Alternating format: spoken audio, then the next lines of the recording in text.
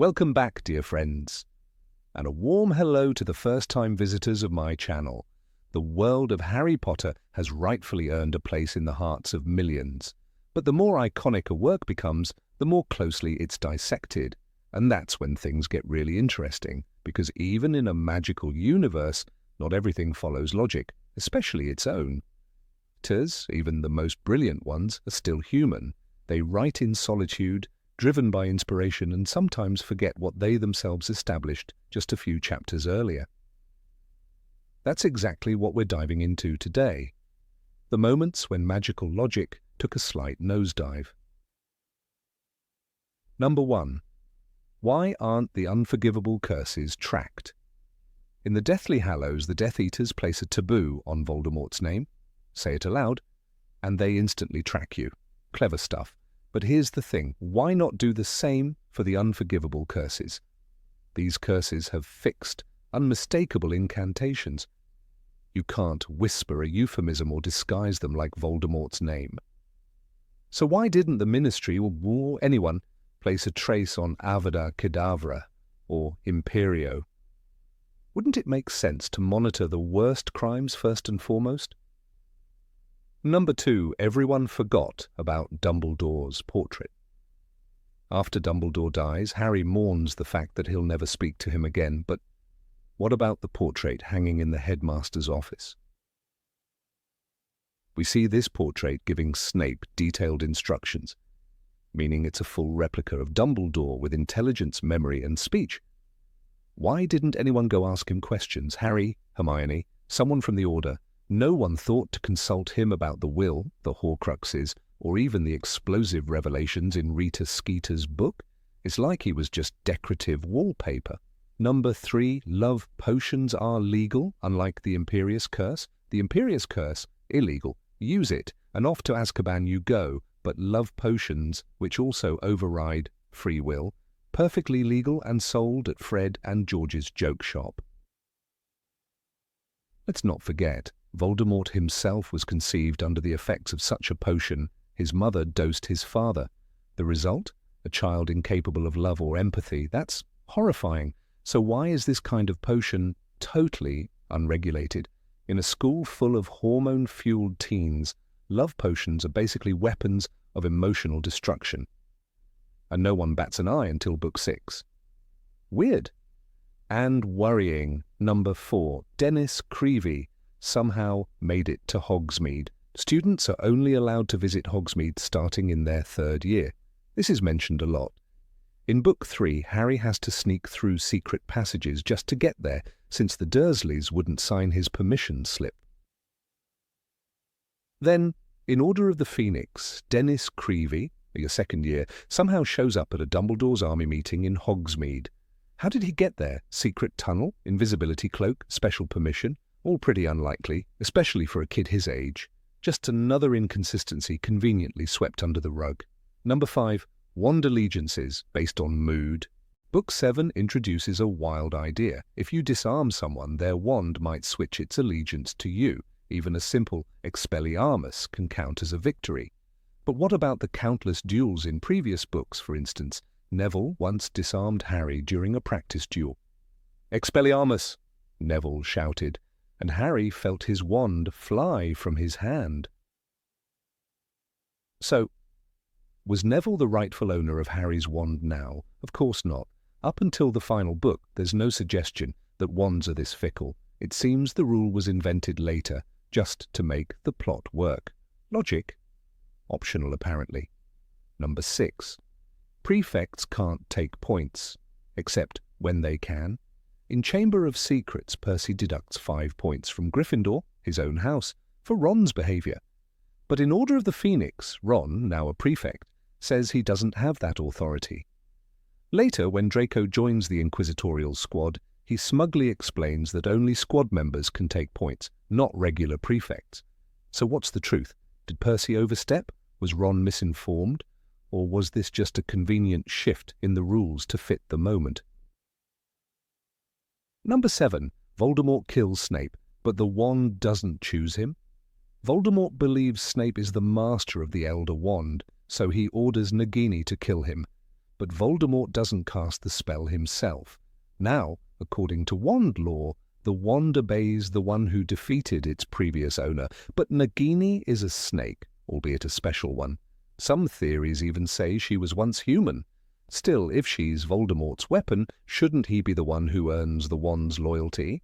And if she counts as a separate being, then why is Harry, who literally carries a piece of Voldemort's soul, treated as his own independent entity? So who actually wins the wand's allegiance? Logically, it should be Nagini, but the plot conveniently decides it's Harry, following a completely different ownership chain. Number 8, divination in a gift or school subject. Even Dumbledore admitted he didn't understand how divination worked. McGonagall considered it a joke. Trelawney insisted it was an innate gift, not a learnable skill. And Hermione, straight A Hermione, dropped it because it made no sense to her.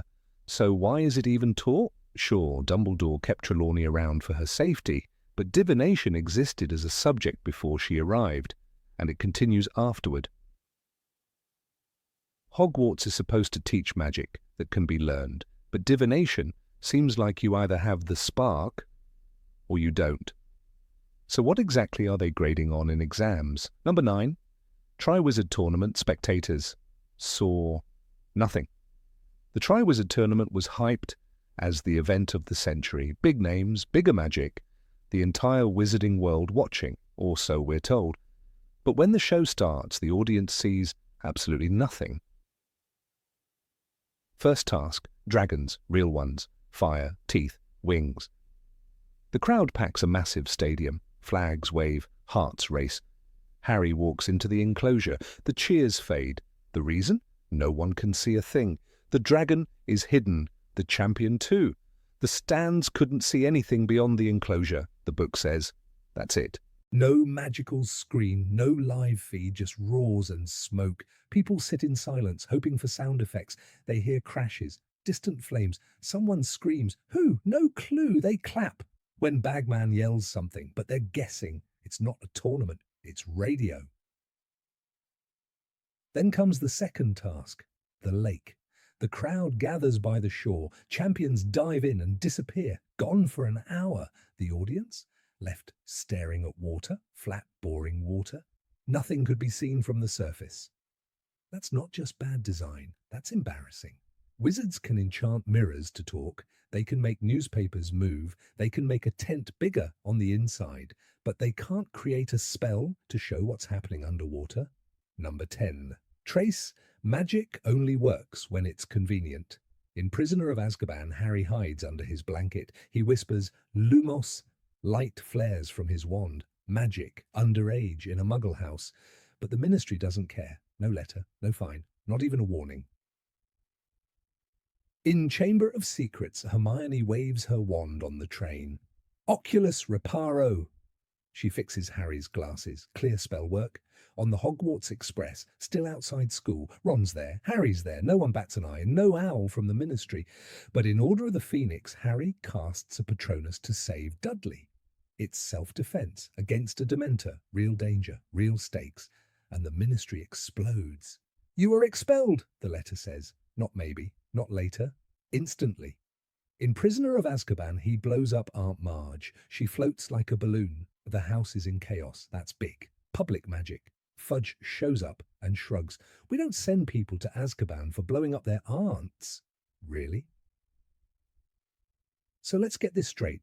A silent light spell? Ignored. Fixing glasses? Fine. Saving a life? Illegal. Exploding your aunt? Totally okay. The logic is gone. Replaced with plot. The Ministry claims they track all underage magic, but only when it matters for the story. If it adds drama, they react. If not, they pretend it didn't happen.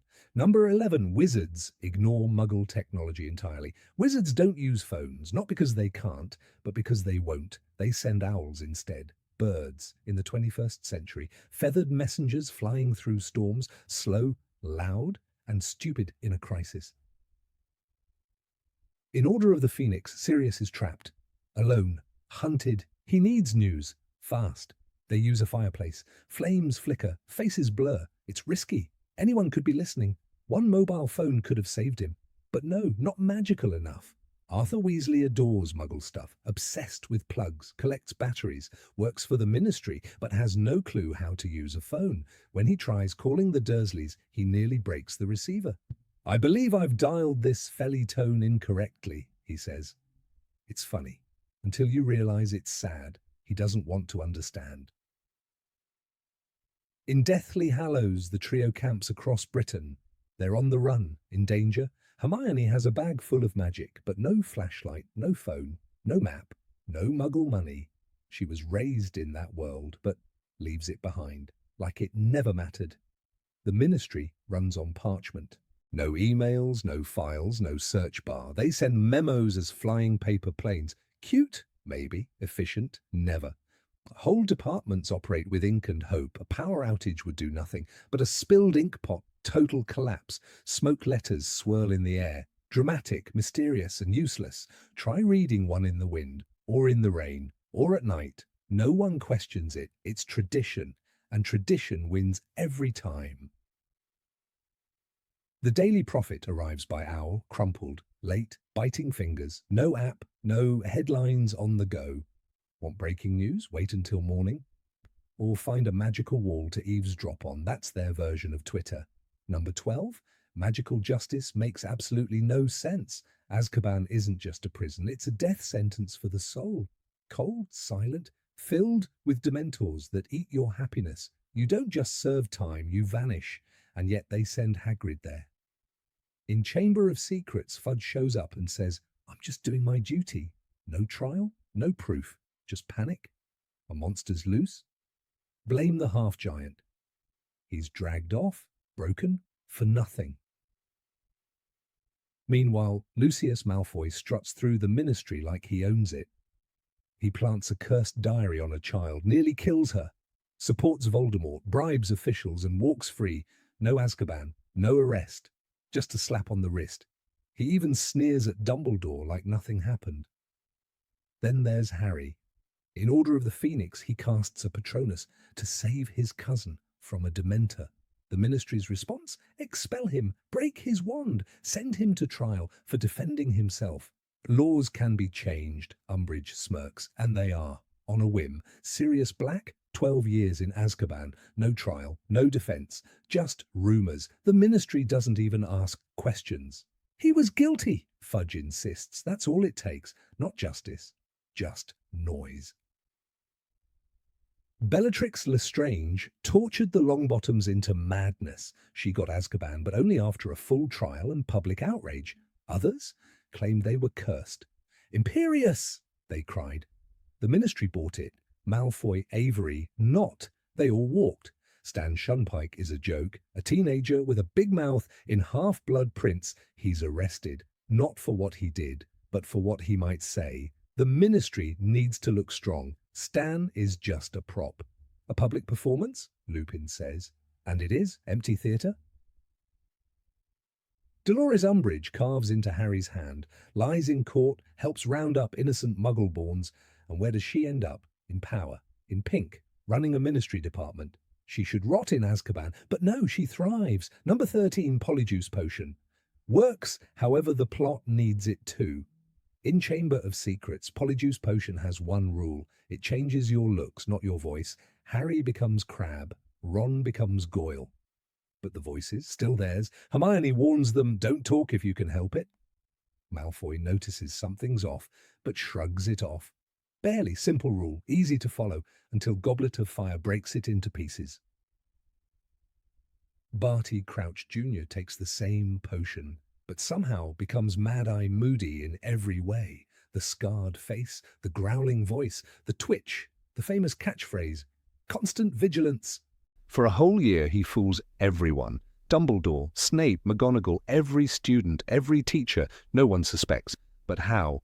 Did the potion suddenly learn to copy voices? Did it give him Moody's limp, his magical eye, his teaching style? The books never say. No explanation, no logic, just full transformation top to bottom.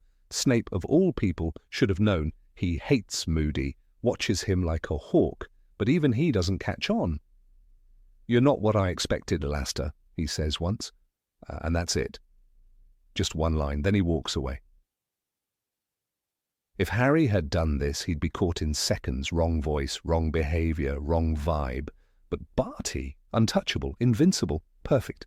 Then comes Deathly Hallows, the 7 Potters, everyone drinks polyjuice, 6 people become Harry. But this time, the rule comes back. Lupin says, don't try to copy his voice. Suddenly, the potion can't do that anymore. What happened? Did it forget? Hermione struggles every time she uses it. As Bellatrix, as Ministry workers, she studies, she panics, she barely speaks. Ron tells her, let me do the talking. Because she sounds like herself, always, just like the old rule says. Number 14, wizards know nothing about muggles, despite living among them.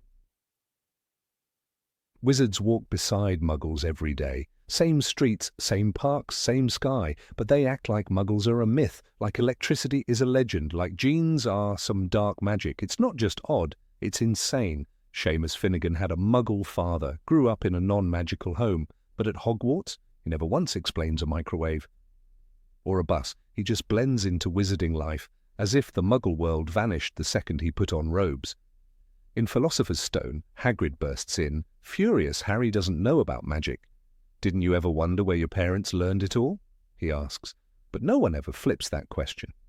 No wizard asks, how does this electricity thing work? They don't care. And they don't learn.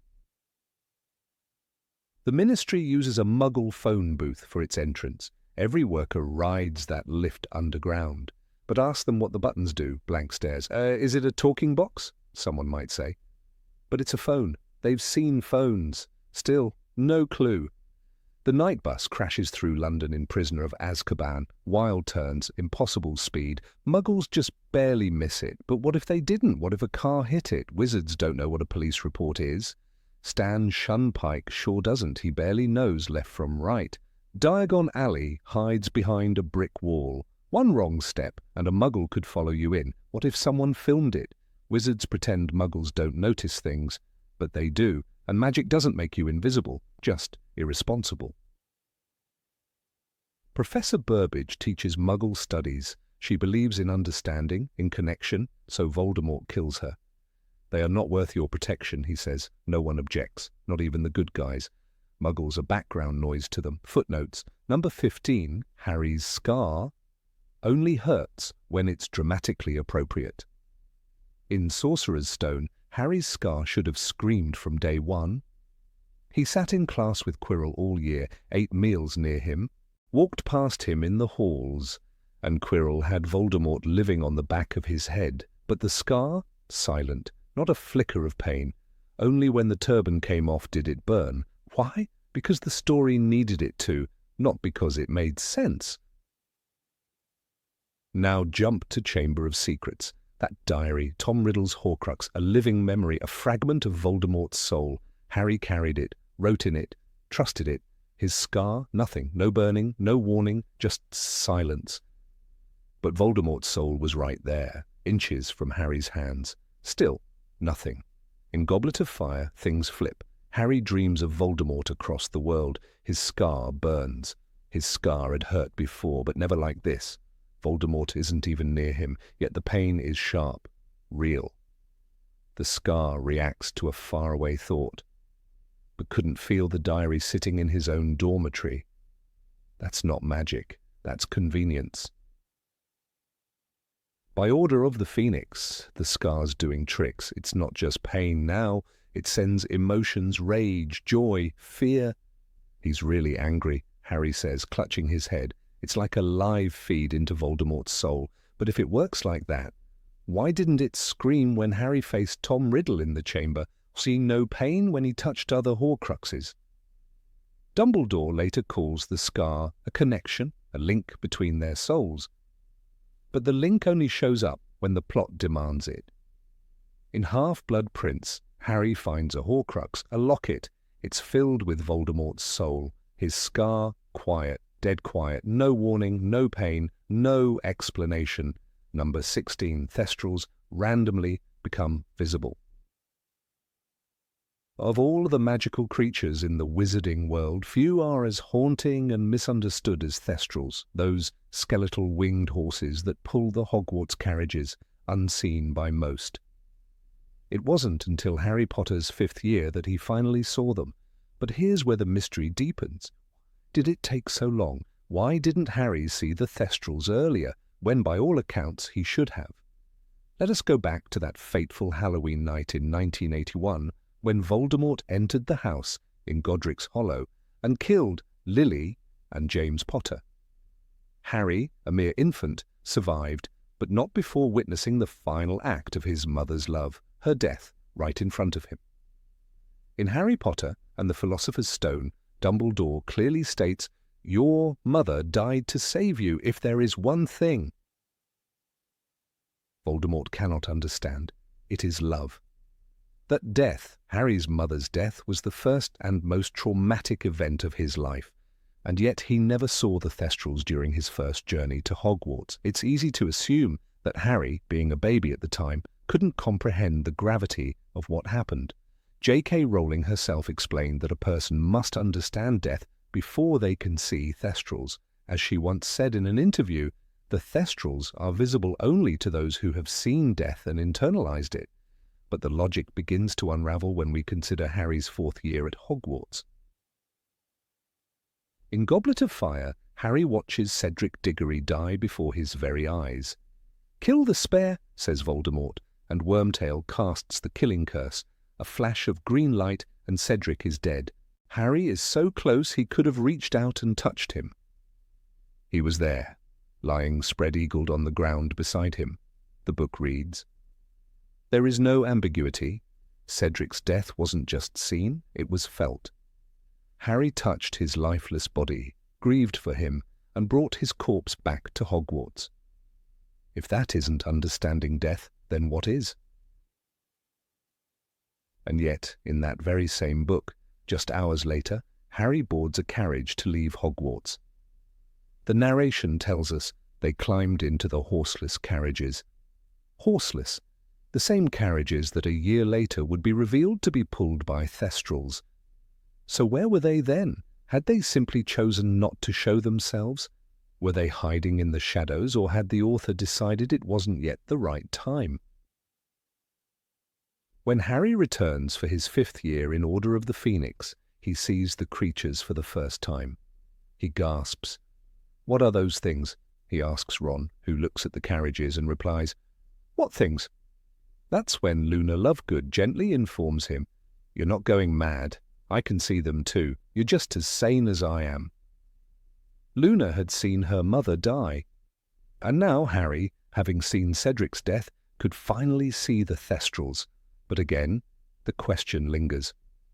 Why not in the 4th book? The answer seems to lie not in the wizarding world, but in the structure of storytelling. Thestrals are dramatic. They are gothic, mysterious, and symbolic of trauma. They are not just magical beasts, they are visual metaphors. Rowling used them brilliantly to mark a shift in Harry's psyche. 5th year is the beginning of Harry's inner war. He is angry, lost, questioning authority, plagued by dreams and Voldemort's voice in his head. The Thestrals fit this mood like a glove, but narratively convenient as they are, their delayed appearance feels like a contradiction. Some fans have tried to justify the timeline. Maybe Harry, despite witnessing Cedric's death, was in such a state of shock that he hadn't fully processed it, but this seems like a stretch. After all, Harry had no trouble processing his grief. He felt it immediately. In Goblet of Fire, Dumbledore says, "Remember Cedric. Remember, if the time should come when you have to make a choice between what is right and what is easy."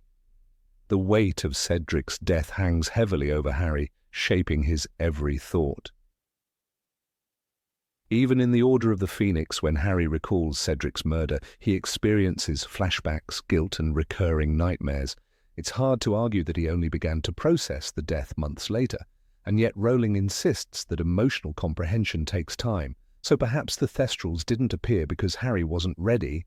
But what about other characters? Neville Longbottom, for example, witnessed the slow decline and effective death of his parents' minds, tortured into madness by Bellatrix Lestrange. That kind of loss is a death in all but name. Yet Neville never mentions seeing Thestrals. perhaps because their bodies still live, but their minds are gone. Would that not count? These inconsistencies multiply the deeper we look.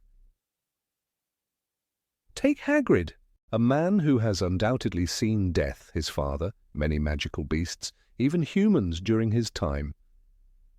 But there's no mention of Hagrid acknowledging Thestrals during earlier books, even though he works with them later.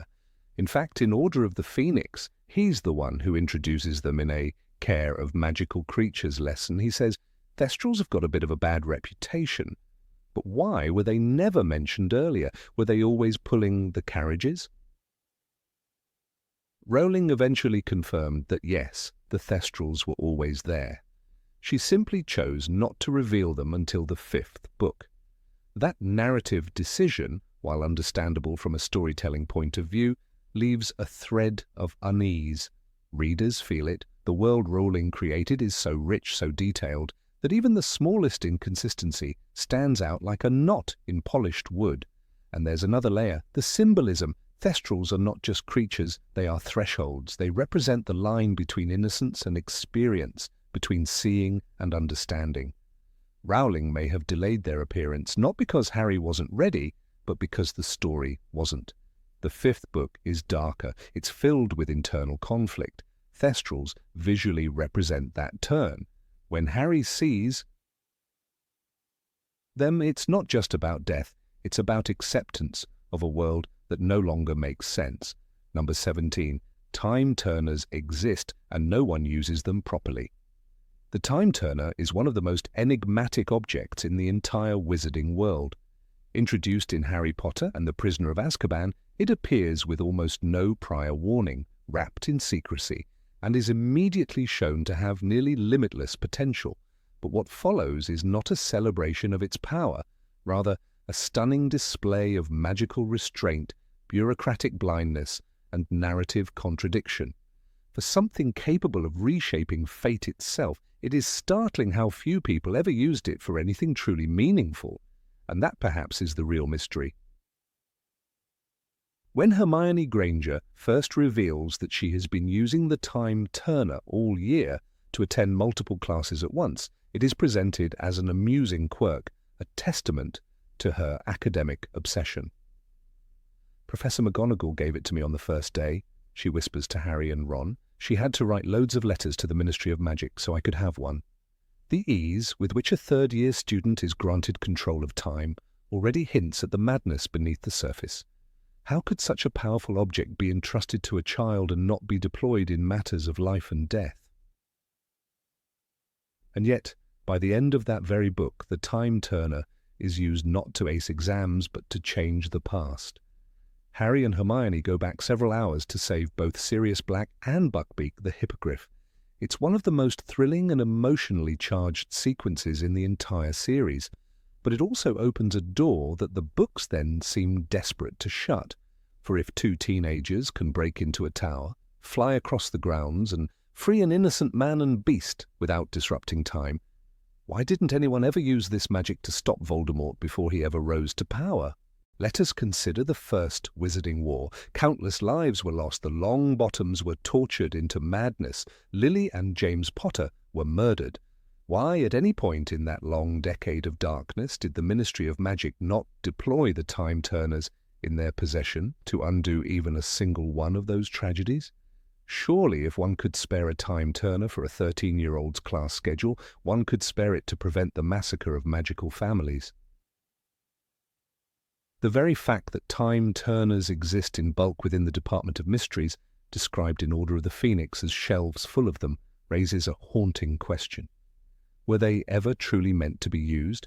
Or were they locked away in the vaults of bureaucracy, buried under a mountain of regulation? The Department of Mysteries is, after all, a place where the unexplainable is studied, not necessarily solved. But this explanation rings hollow in the face of real-world suffering. Dumbledore, perhaps the only character with the wisdom to understand the full implications of time travel, warns Harry and Hermione to interfere as little as possible. "You must not be seen," he says gravely. "Miss Granger, you know the law." And yet he also enables their journey. Why did he not go further? Why not use a time turner to save Ariana, his sister, or prevent Grindelwald's rise before he began stealing magical artifacts across Europe? One might argue that Dumbledore feared the consequences of changing the past. In The Cursed Child, a later addition to the canon, we see disastrous effects of meddling with time. Cedric becomes a Death Eater, the timeline is fractured, and the world turns unrecognizable. But this play also introduces a new kind of time turner, one that goes back years rather than hours. This raises yet another contradiction. Why was Hermione's model in the third year limited if better models existed later?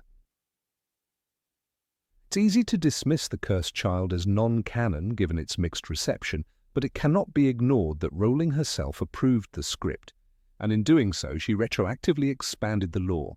But with that expansion came even more inconsistencies. If the Ministry had access to devices capable of spanning decades, why did it never attempt to prevent the fall of magical society in the First or Second Wizarding War? Cornelius Fudge, the Minister of Magic, during most of Harry's school years, is portrayed as inept, fearful, and deeply political. Perhaps this cowardice extended to the use of time itself.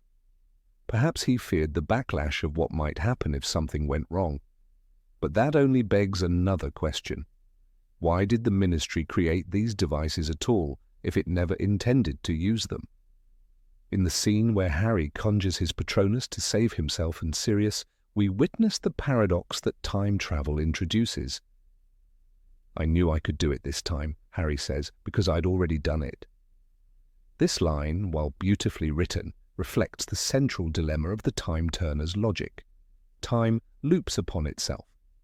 One cannot change what has already happened, but that directly contradicts what we saw. Sirius was not saved until Harry and Hermione changed the past. The cause and effect chain is blurred. Did it always happen this way, or did their intervention actually alter the timeline? If the latter, then the potential becomes limitless. What if someone had gone back to the night Voldemort attacked the Potters? Not to stop him, that would trigger a deadly paradox, but to evacuate the family, to hide them in a deeper, more secure location. What if a dozen time turners had been used to predict his every move, forcing him into retreat? We are told, in Order of the Phoenix, that all the time turners were destroyed in the battle inside the Department of Mysteries. The shelf collapses, the hourglasses shatter, and time runs out, literally. But this only provides a tidy narrative solution. It does not answer for the decades prior when these devices existed in working order. Did no unspeakable ever dream of undoing a loved one's death? Did no grieving parent ever beg the Ministry to try? Perhaps the clearest sign of the time turner's narrative danger lies in its very restriction. It is given to Hermione with precise instructions. Never use it for anything other than class. This rule, absurd on its face, reflects the author's unease with the object's implications. Rowling had written a world where death mattered, where choices had weight. The time turner threatened that entire structure. Number 18, Pettigrew's life debt was a total waste. In the shadows of the shrieking shack where betrayal was thick in the air and lives hung by a thread, a trembling rat was given the most unexpected gift, mercy. Harry Potter, no older than 13, chose not to let Sirius Black and Remus Lupin kill Peter Pettigrew. "I'm not doing it for him," Harry said, with fire in his voice. "I'm doing it because I don't reckon my dad would have wanted his best friends to become murderers." This moment, crackling with tension, was a turning point. And yet, in the grand tapestry of the series, this thread was left to fray in the wind, forgotten. Dumbledore later confirmed the gravity of that moment. He looked at Harry with his usual mixture of sorrow and admiration and said, "When one wizard saves another wizard's life, it creates a certain bond between them. This is magic at its deepest, its most impenetrable, Harry, but trust me, the time may come when you will be very glad you saved Pettigrew's life." The weight of this prophecy lingered. It was not said lightly, nor was it the sort of thing Dumbledore would suggest without reason. And yet, as the years passed and war loomed closer, this bond, the so-called debt, faded into narrative mist. By the time we reached the Deathly Hallows, Peter Pettigrew, reduced once again to the coward hiding behind power, becomes the jailer of the boy who once showed him mercy. In the damp cellar of Malfoy Manor, Harry is locked away, and when Pettigrew enters, there is a flicker, just a flicker of recognition, hesitation. You're supposed to be in Azkaban, he stammers, wand shaking in his hand. But it's not just fear in his eyes, there's something else. The memory, the moment, the debt. It is here, in this tiny lapse of cruelty, this trembling heartbeat of possible redemption, that Pettigrew's arc seems ready to turn. Maybe, just maybe, the mercy granted years ago would now bear fruit. Pettigrew raises his wand to Harry, but hesitates, and the hand, the silver one that Voldemort himself had gifted him, turns against its master. The hand he had been given in place of the one he had sacrificed, Rowling writes, tightened its grip, and Peter Pettigrew fell to the floor, dead before he hit the ground. Just like that, the debt was paid. But was it really? It's hard to see how this moment, fleeting, inconsequential, fulfills the promise that Dumbledore had made. Harry remained a prisoner. Pettigrew did not free him, did not fight off the Death Eaters, did not offer a key or distraction. There was no moment of empowerment, no ripple effect from the old mercy. Harry and Ron escaped later by their own efforts and the chaos that ensued. Pettigrew's act of mercy, if it can even be called that, resulted in nothing but his own swift execution. A redemption arc aborted. The real confusion stems from the nature of Voldemort's punishment. We are told the Silver Hand was gifted to Pettigrew as a reward for reviving Voldemort. It was strong, powerful, and deeply loyal to Voldemort. But why would such a hand, built from magic, betray its owner for a moment of weakness? Surely others in Voldemort's circle had faltered.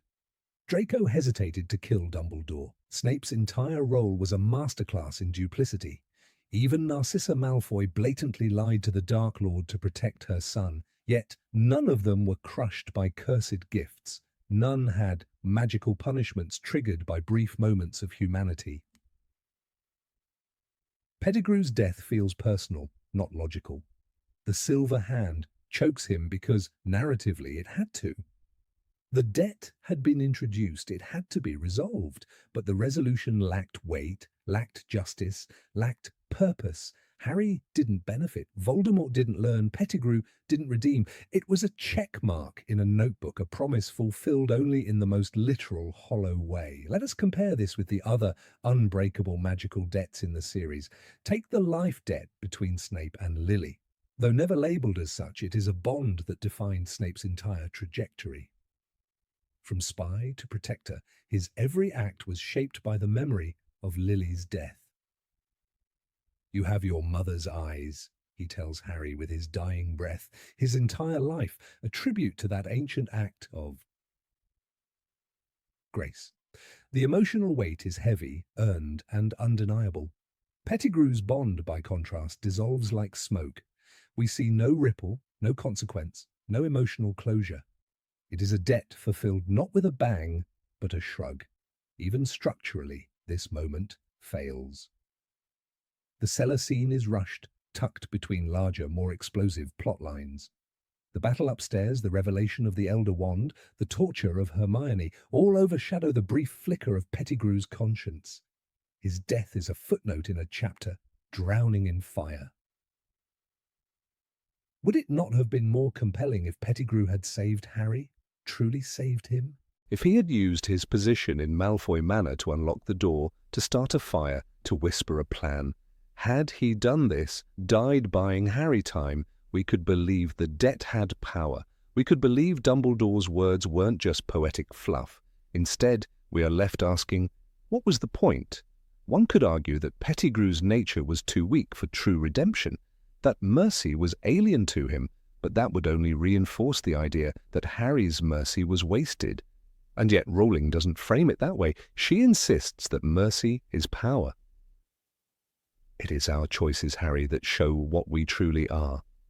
If mercy has power, if choices matter, then where is the weight behind this choice? The deeper tragedy is not just Pettigrew's wasted arc, it's the contradiction it creates in the moral universe of the books. If debts can be paid so trivially, why emphasize them? If mercy bears no fruit, why glorify it? Let's recall another quote, this time from Sirius Black. "You should have let me kill him. He's not worth saving." Harry replies, "That's not the point." And it wasn't. The point was to rise above vengeance, but the narrative doesn't support that stance. Sirius dies, betrayed by his own cousin. Lupin dies, Dobby dies, but Pettigrew, the coward, gets a death that is sudden, painless, and absolved of consequence. Number 19, Hogwarts' security is practically non-existent.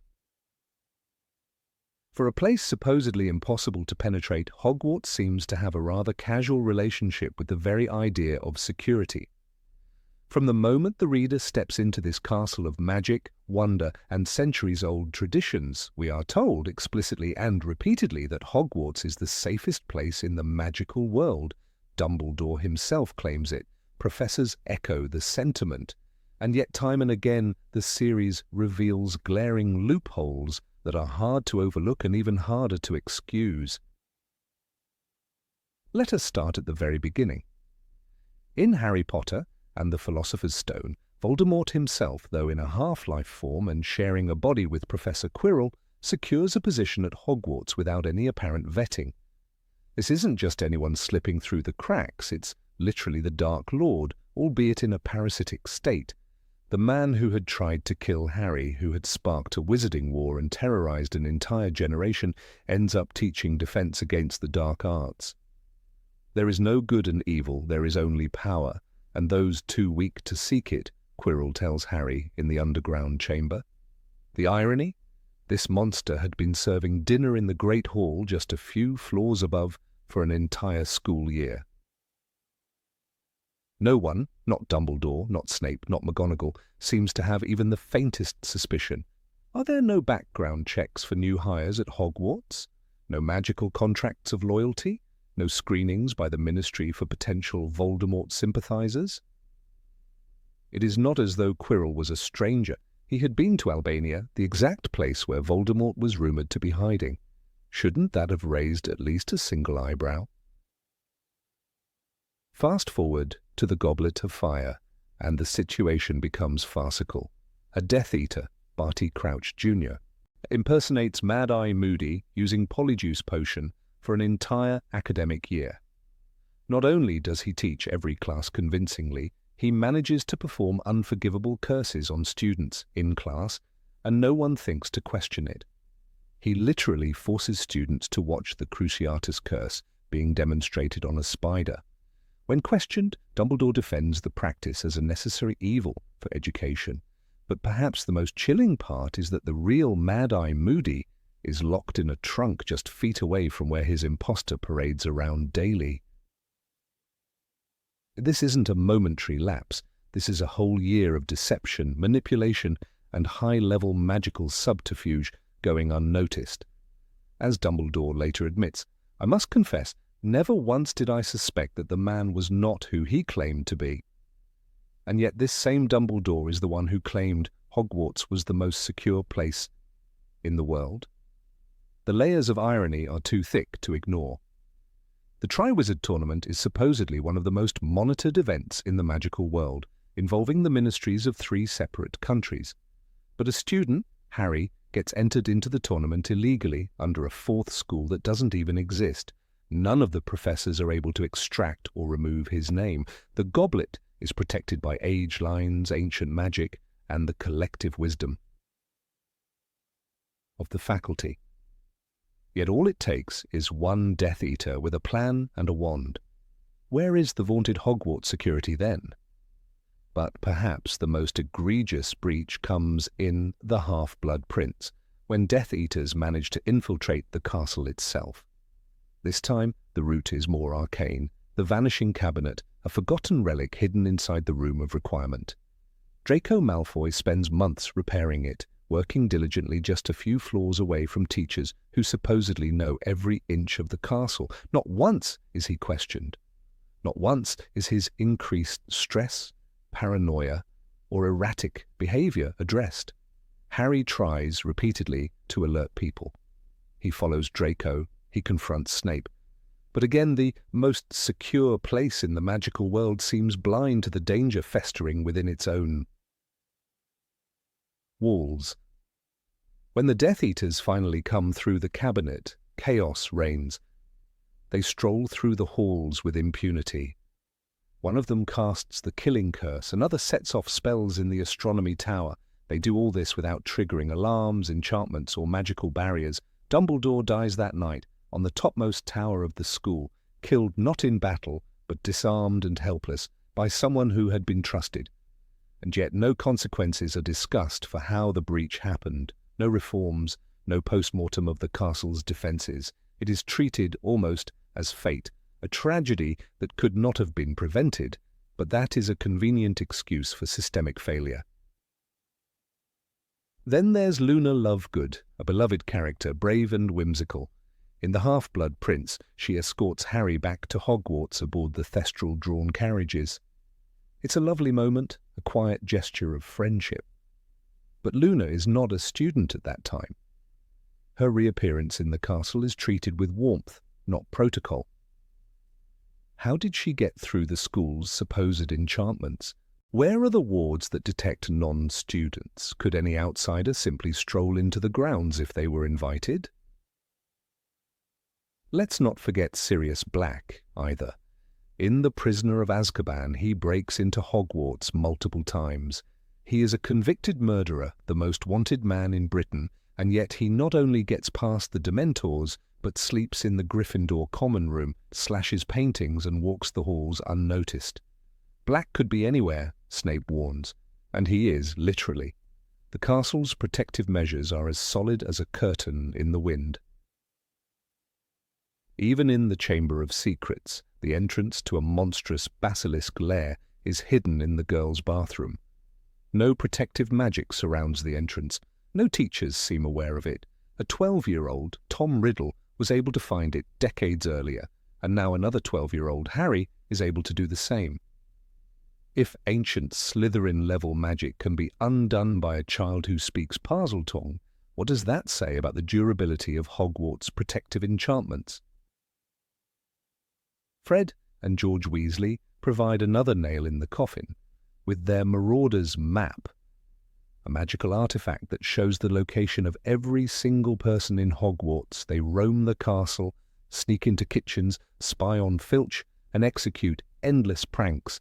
The map itself was created by students, not professors, not auras, not even particularly advanced wizards. And it works better than any official system of surveillance ever implemented by the school. When Harry uses it in The Order of the Phoenix, he sees names like Peter Pettigrew, a man thought to be dead. That alone should have triggered an investigation. Instead, it's dismissed.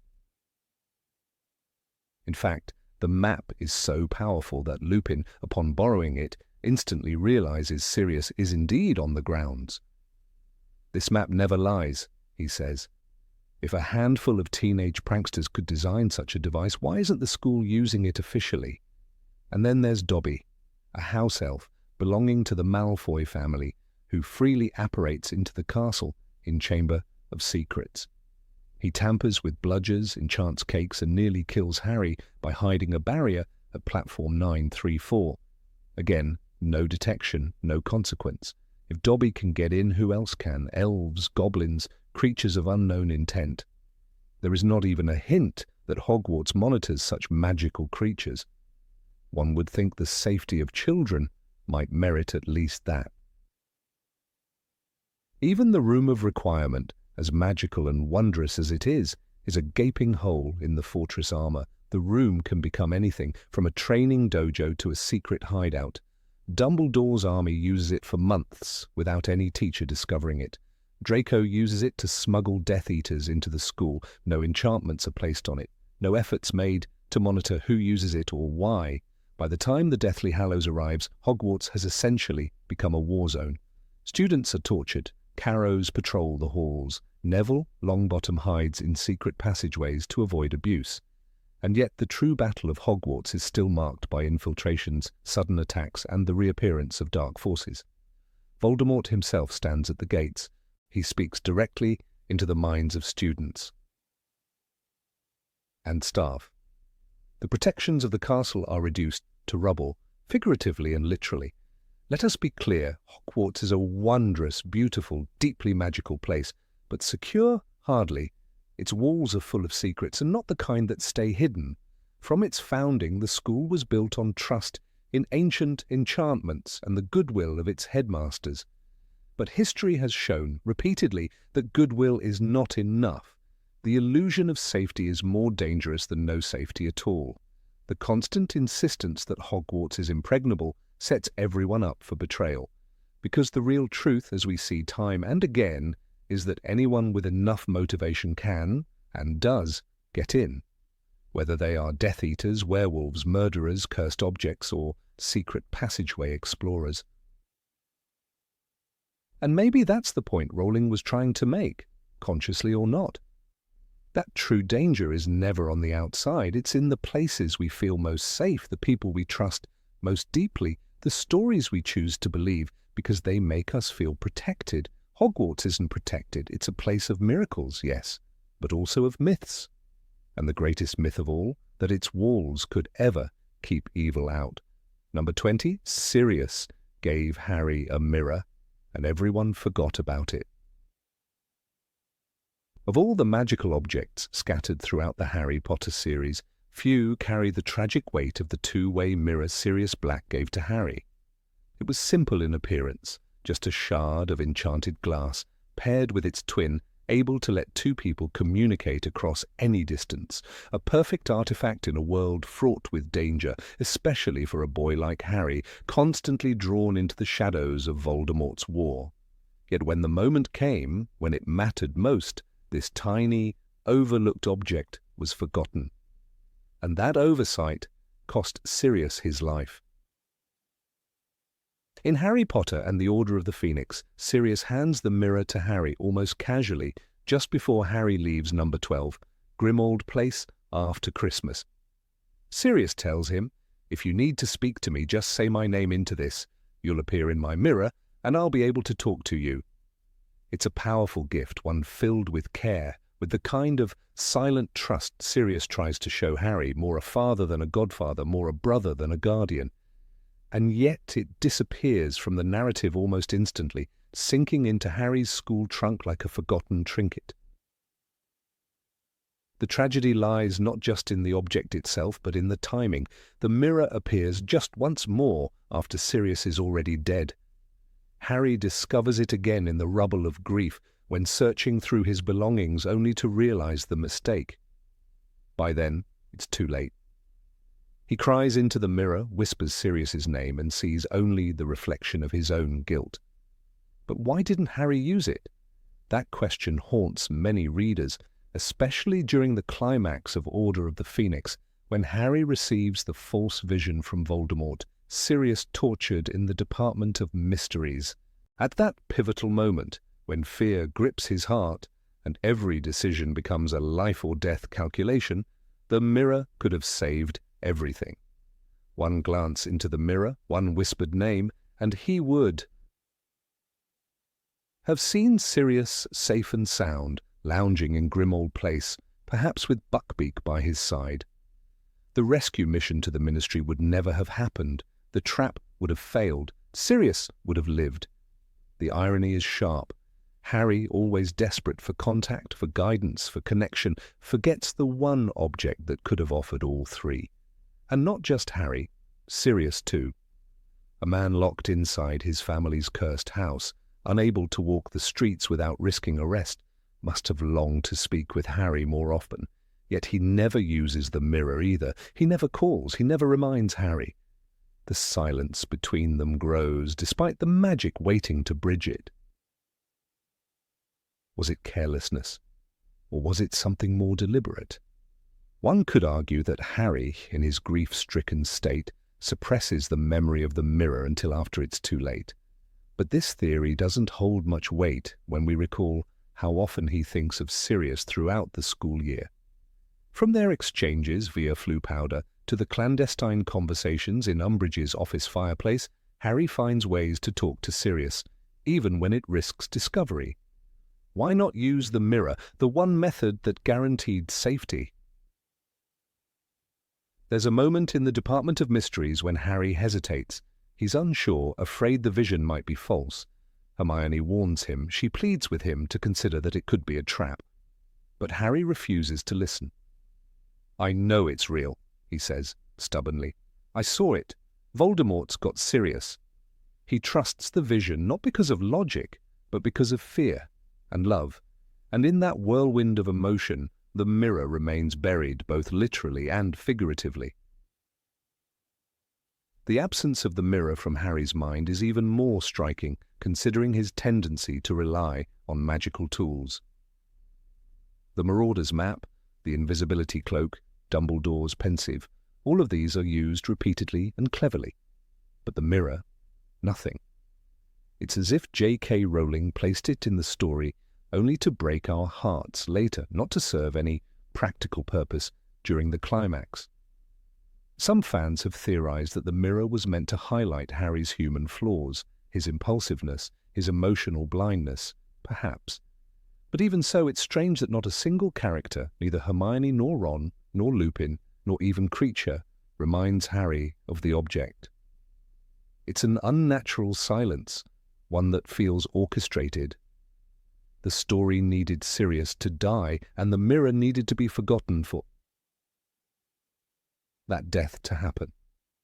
There's an added layer of heartbreak when we realize that Sirius might have tried to contact Harry with the mirror and simply chose not to.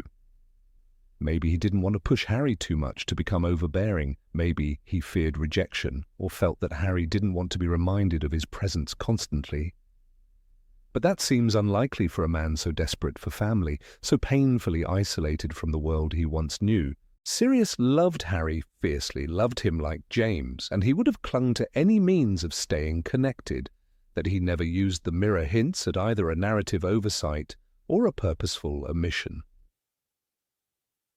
The structure of the mirror's inclusion also feels too neat, too precise. Its only function, ultimately, is to deliver a punch of regret. After Sirius falls through the veil, after the battle ends and the cost becomes clear, Harry finds the mirror again and remembers what he could have done. It's a literary device, an emotional dagger twisted in the wound, not a true tool of the wizarding world, but a symbol of lost chances. Even the way it's described reinforces this. When Harry looks into the mirror again, it reflects only his own face, tear-streaked and hollow. There is no magic in it anymore, or at least none that he can access. It's as if the mirror is mocking him, offering a final glimpse of what might have been if only he had remembered, if only he had looked. Dumbledore, too, bears part of the blame. He knows about the mirror, he knows everything, yet he says nothing. He watches Harry spiral, watches him assemble a team of teenagers to march into the heart of Voldemort's trap, and never once mentions the device. In his efforts to keep Harry at a distance, to protect him from knowledge he isn't ready for, Dumbledore contributes to the silence. The web of withheld truths tightens, and Sirius's death becomes the price. The aftermath of the battle in the Department of Mysteries is heavy with grief. As Harry screams for Sirius, as Lupin holds him back from the archway, we feel the weight of what's been lost. Not just a man, but a connection, a lifeline. The mirror could have saved him, and Harry knows it. That's what makes the moment so devastating. In The Half-Blood Prince, we see the lingering effects of this guilt. Harry becomes more cautious, more reflective. He hesitates before trusting visions. He questions his own instincts. The mirror's absence taught him a brutal lesson, but it came too late, and the mirror itself cracked, broken, useless. It returns once more in the Deathly Hallows, but in a twisted form. Harry sees a blue eye in a shard of mirror, and it becomes a symbol of hope and mystery. Later, we learn that it was Aberforth Dumbledore watching over him, but that's a different mirror, another magical object repurposed for a new purpose. The original connection between Godfather and Godson remains severed. Sirius's death is one of the most painful in the series, not because of its brutality, but because of its preventability. The mirror is a metaphor for all the moments we fail to act, all the times we ignore the tools we've been given. It reminds us that sometimes tragedy doesn't come from villainy, but from silence, from forgetting, from not speaking up when we should. J.K. Rowling never directly explains why Harry forgets the mirror. She lets it linger as a quiet shadow over the narrative. Fans debate its significance, its realism, its emotional impact, but perhaps that's the point. Perhaps the mirror was never meant to be used. Perhaps it existed solely to haunt. In the end, Harry places the mirror fragment in his bag as if unable to part with it, even in its broken state. It's a relic of loss, a reminder of what could have been. And for readers, it remains one of the most subtle yet devastating details in the entire saga. Not a cursed object, not a dark artifact, but a forgotten gift, heavy with meaning. And maybe that's the true magic of it. Not in what it could have done, but in what it represents, the fragility of connection, the blindness of youth, and the quiet cruelty of hindsight. Number 21, the Marauder's Map, conveniently misses important people. There is a magical artifact in the Harry Potter universe that should, by all logic, be the perfect surveillance tool, the Marauder's Map. Crafted by 4 mischievous geniuses, James Potter, Sirius Black, Remus Lupin, and Peter Pettigrew, this enchanted parchment reveals every hallway, chamber, and secret passage of Hogwarts Castle. But its most incredible feature? It shows the precise location of every person in the school, labelled clearly by name. Yet for an object so powerful, its behaviour throughout the series raises uncomfortable questions, particularly when examined in the context of certain events that should have exposed some of the darkest secrets within the castle walls, and didn't. In Harry Potter and the Prisoner of Azkaban, the map works flawlessly. Harry sees the name Peter Pettigrew wandering the castle, even though Peter was thought to be long dead, and in reality was hiding in the form of Ron's pet rat, Scabbers. The map didn't care about Animagus transformations. It saw through that with ease. "Mischief managed," said Lupin with a smile. But there was something deeper here. This map was honest. It couldn't be tricked. Or so we thought. Then we turn to Harry Potter and the Philosopher's Stone, and something troubling arises. Professor Quirrell, meek and twitchy, was in fact hiding something unspeakable, literally hiding it on the back of his head. Lord Voldemort, the Dark Lord himself, clung to Quirrell like a parasite, his soul fused to the professor's body. Yet, if the map showed everyone, surely it would have revealed something odd. Quirinus Quirrell, Lord Voldemort? Or at the very least, a suspicious second name attached to the same location.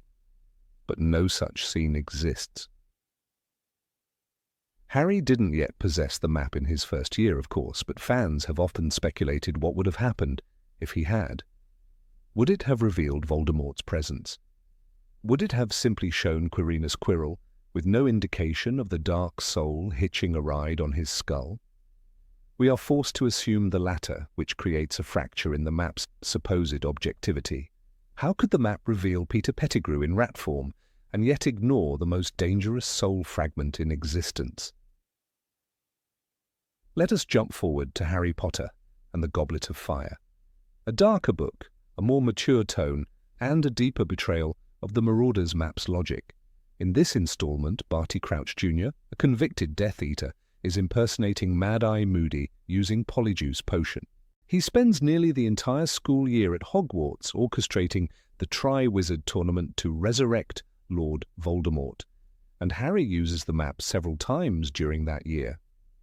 Not once does he see the name Barty Crouch Jr. That's a massive problem. The map, according to its own rules, displays the true names of people, not magical disguises, not appearances, but actual identities. We know this because it showed Peter Pettigrew and not Scabbers. So why would it show Alastor Moody instead of Barty Crouch Jr.? Consider this scene in Goblet of Fire when Harry sneaks into the prefect's bathroom at night and checks the Marauder's map to make sure no one's coming. If Barty Crouch Jr. had been moving around the castle, he would have appeared. And if the map was honest, the name Barty Crouch Jr. should have stood out like a sore thumb. Harry had no idea who that person was, but someone reading the map surely would have been startled to see such a name in proximity to Dumbledore's office or the Defense Against the Dark Arts classroom. More damning is the scene in Order of the Phoenix, when Fred and George use the map to track people across the castle in real time. The map's sensitivity is remarkable. It can detect Umbridge's movements, track Peeves, even reveal people inside secret rooms and passageways. The Weasley twins trust it implicitly, and so does Harry, which means its selective blindness toward Barty Crouch Jr. wasn't due to limitations in the map's design, but perhaps to limitations in the plot. This is where the contradiction becomes not just curious but problematic. The Marauder's map is consistent only when it serves the tension of the story. When it reveals Peter Pettigrew, it's a shocking twist. When it doesn't reveal Voldemort or Barty Crouch Jr., it's not because the map can't, but because the plot can't afford to lose the surprise. There's another subtle moment that raises eyebrows. During Goblet of Fire, Snape begins to suspect that something is amiss with Moody. Wouldn't it have made more sense for Dumbledore or Snape to borrow the map from Harry, had they known of it, and use it to check his identity? After all, Snape is no fool. He's intimately familiar with dark magic, and he's already uneasy about the events surrounding the tournament. The Marauder's map could have, in one glance, told him that Moody was not who he seemed. But that never happens. The map sits quietly in Harry's possession, a passive object that refuses to contradict the mystery unfolding. It's convenient, too convenient. There is another strange example in Half-Blood Prince. Draco Malfoy uses the Room of Requirement to hide his movements as he plots to assassinate Dumbledore. The Marauder's map doesn't show anyone inside the Room of Requirement. Now, this could be explained as a limitation of the room itself. It morphs, it conceals, it obeys the needs of the user. Fair enough. But it does seem awfully selective that the map's perfect vision conveniently stops at the one place Draco needs to be invisible. And what about the moment when Harry uses the map to spy on Ginny, or when he follows Draco and Snape's movements through the castle corridors? The map remains precise, even obsessive, in its detail. It can differentiate between hundreds of students moving at once. "She's with Dean," Harry mutters with bitterness in one scene, his eyes fixated on the tiny dots. The map never fails him, until the plot does. One might say the map simply cannot display people who are using Polyjuice Potion, but that can't be true. It shows the true names of Animagi and doesn't get confused by appearances. Why would a potion, a temporary disguise, fool it more than a magical transformation like becoming a rat? And even if we accept that, what about the end of Goblet of Fire when Barty Crouch Jr. is finally revealed? There is no mention of the map glitching or becoming confused or struggling to identify him. It's simply ignored, quietly filed away. The artifact, once so central to Harry's mischief and investigations, is left out of the narrative entirely when its presence could ruin the suspense. There's also the issue of house elves. When Harry, Ron, and Hermione are trying to locate Kreacher in Deathly Hallows, the map doesn't help. Why? If it shows everyone, why not magical creatures who live and work within the castle? Does it only show humans? That seems oddly limited for an artifact created by wizards who regularly interacted with magical creatures. And let us not forget the final insult to logic. When Fred and George give Harry the map, they don't issue any warnings about limitations. No caveats. No, by the way, it won't work if someone's under Polyjuice. They trust it, absolutely. "We solemnly swear that we are up to no good," they say with pride. The map is a legacy. and legacies should be consistent. Even Remus Lupin, a man who understands the map better than almost anyone alive, uses it to track movements within the castle. In Prisoner of Azkaban, he sees Peter Pettigrew's name and instantly understands what it means. If there had been any flaw, any possibility of error, surely he would have mentioned it. But he doesn't, he trusts it, and the map rewards that trust, except when the plot requires it not to. It's easy to imagine an alternative scene in Goblet of Fire. Harry, late at night, scans the map and sees the name Barty Crouch Jr. in Moody's office. He stares at it, confused. Who is that? Why is he in Moody's rooms? It could have sparked a new subplot, a mystery within a mystery, but instead the map falls silent, its magic curiously blind.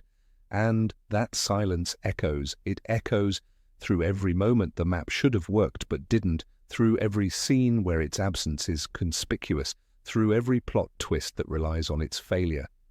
The Marauder's map, that wondrous parchment of moving names and secret corridors, isn't just a magical object, it's a narrative tool. And like many tools in fiction, it bends to the will of the story, even at the cost of its own logic. Perhaps in the end, the real magic of the Marauder's map isn't in what it shows, but in what it chooses not to. A map that reveals all and yet sometimes reveals nothing. Number 22, Harry, has a Horcrux inside him, but suffers no side effect.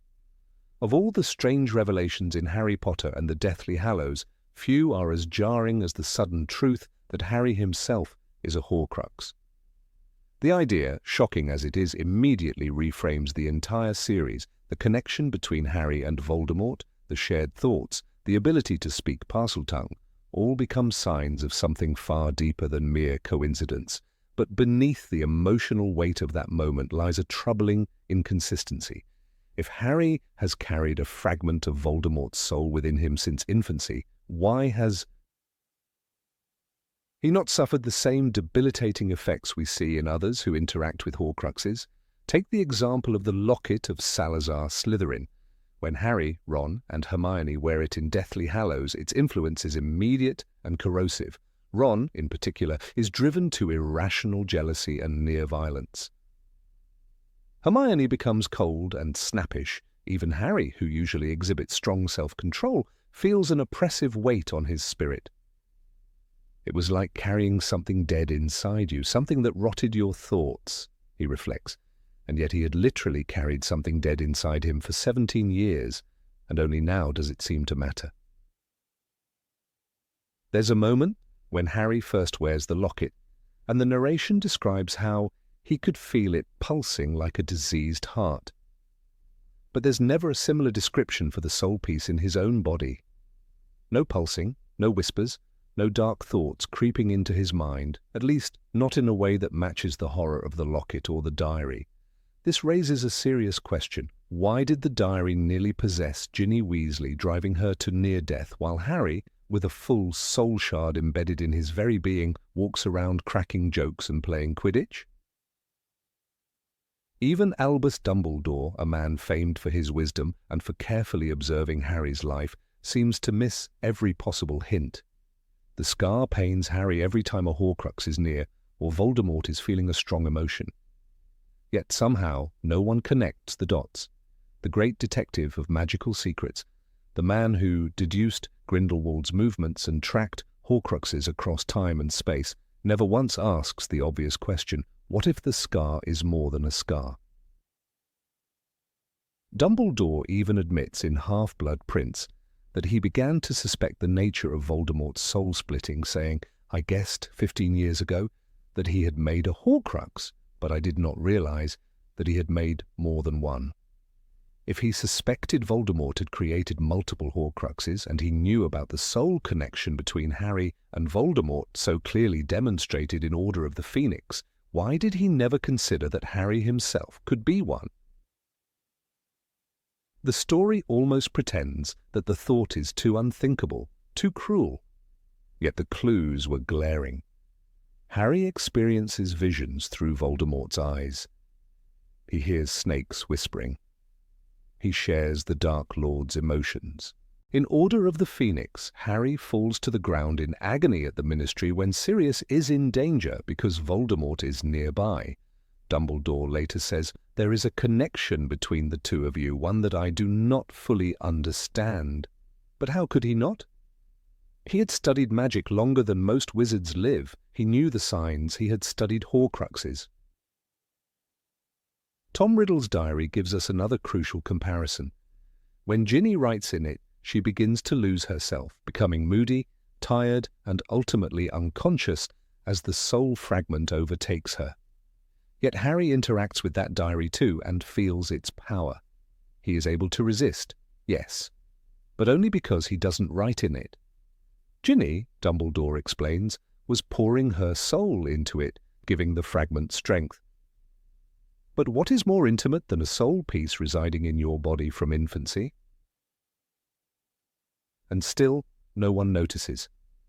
Not Sirius Black, not Remus Lupin, not Minerva McGonagall. They all know Harry better than anyone, yet none ever comments on strange behavior that might hint at something dark beneath the surface. Harry is moody in Order of the Phoenix, but that's chalked up to adolescence and trauma. Not once does someone suggest his darkness might be unnatural. There's also the curious fact that the Horcrux inside Harry behaves unlike any other. All the others are objects deliberately infused with fragments of soul through dark ritual and murder. Harry, on the other hand, is an accident. Dumbledore tells him, "Unintentionally I made him into a seventh Horcrux." But if it was unintentional, why did the soul piece settle inside Harry so neatly, forming a permanent bond? And then there's the issue of resistance. Harry is brave and strong-willed, but so are Ron and Hermione, and they suffer terribly from carrying the locket. Ron nearly kills Harry in a jealous rage. Hermione grows distant. But Harry has housed a soul fragment for years and shows no signs of madness, no moral decay, no whispers in the night. Is it because he's the chosen one? Or because J.K. Rowling hadn't planned the Horcrux twist when she began the series? The theory that Rowling came up with the Horcrux idea later in the writing process is supported by structural inconsistencies. In Philosopher's Stone, the scar hurts only in the presence of Voldemort. In Chamber of Secrets, there's no mention of a deeper connection. But by Goblet of Fire, the scar begins to burn randomly and Harry dreams of Voldemort's actions. Suddenly, a mental link is established. This shift feels less like a slow revelation and more like a retroactive insertion. Rowling is a master of narrative, but even masters revise as they go. It seems increasingly likely that the Horcrux concept wasn't fully fleshed out in the early books, and when it was introduced, the idea of Harry as a Horcrux felt like a powerful twist, but one that clashed with everything that came before. Consider the way Voldemort reacts to Harry. In Goblet of Fire, he taunts him, toys with him, but never senses his own soul nearby. If the soul fragment in Harry is so tied to Voldemort's essence, wouldn't the Dark Lord feel something strange, some echo of his own presence? Yet, he never does. Not even when touching Harry, not even when trying to possess him in the Ministry battle. "You're the weak one," Harry tells him, "and you'll never know love or friendship." Voldemort recoils not because he senses his soul, but because he can't bear the purity of Harry's mind. But this raises another question. If Harry's purity is strong enough to repel Voldemort's possession, why does it not repel the soul fragment within? Is it lying dormant? Is it weaker than the other Horcruxes? And if so, why was its creation flawed? Then we must ask, what, precisely, is the soul fragment inside Harry doing all those years? Is it sleeping, watching, waiting? Why does it not try to take control? In Deathly Hallows, when Ron destroys the locket Horcrux, it shows him visions of his worst fears, a voice in his mind. Why doesn't the one in Harry ever speak? Harry is constantly surrounded by magic users, Mad-Eye, Moody, Snape, Lupin, all of whom have deep experience in dark arts, yet none detect a cursed object walking among them. Is it possible the human body masks a Horcrux better than any object? Or is it more likely that the narrative simply needed the twist to land in the final book, and so inconsistencies were overlooked. Even Snape, with his deep obsession with Lily Potter and his constant surveillance of Harry, never notices anything strange. He has access to legilimency. He watches Harry like a hawk for years, and still the truth escapes him. He has her eyes, he tells Dumbledore, but he never says he has something else. The story almost protects the twist too carefully. In Deathly Hallows, Dumbledore's portrait conveniently delivers the truth after death via Snape, but we never see Dumbledore truly wrestle with the horror of what Harry is. He tells Snape, "You must be the one to tell Harry." It is as if Rowling saves the reveal for maximum drama at the cost of logic. And what of Harry's own reactions? Upon learning he must die, he accepts his fate with admirable courage, but never once does he stop to ask, "Why didn't I feel it? Why didn't I know?" He walks into the Forbidden Forest and sees his mother, father, Sirius, Lupin, ghosts of the people he loves, guiding him to death. The moment is poignant, but it hides a vacuum of questions. In the end, the peace of soul is destroyed when Voldemort casts the killing curse, but even that is oddly convenient. All other Horcruxes require powerful magical means to destroy: basilisk venom, fiend fire. Harry's Horcrux is undone by the very curse that failed to kill him the first time. Again, the rules shift to accommodate the narrative. It's a brilliant twist, but a problematic one. It gives Harry mythic depth, but undermines years of magical rules. The soul fragment becomes metaphorical, symbolic, a device to show Harry's sacrifice. But it strains the story's internal logic. For a universe so carefully built, the Horcrux within Harry seems like a beautiful piece of fiction grafted onto an already finished statue. Rowling, to her credit, masks this well. The emotion is real. The pain, the sacrifice, the confrontation with death, all are moving. But when the tears dry and the magic fades, the reader is left with a quiet unease. How could no one see the truth? How could Harry carry darkness for 17 years and never feel its weight? The story gives us no clear answer. Only silence. Number 23. The Order of the Phoenix operates very inefficiently. The Order of the Phoenix is often portrayed as the last flickering flame of resistance against Voldemort's rising darkness, a gathering of noble minds, brave hearts, and gifted spellcasters. Yet when we peer closer into their choices and strategies, a peculiar truth begins to unravel. Their actions, for all their magic and wisdom, are bafflingly ineffective.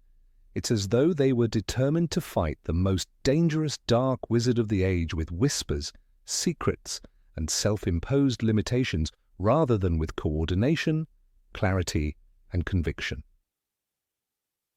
Take, for instance, the appointment of Harry Potter as the secret weapon of the Order.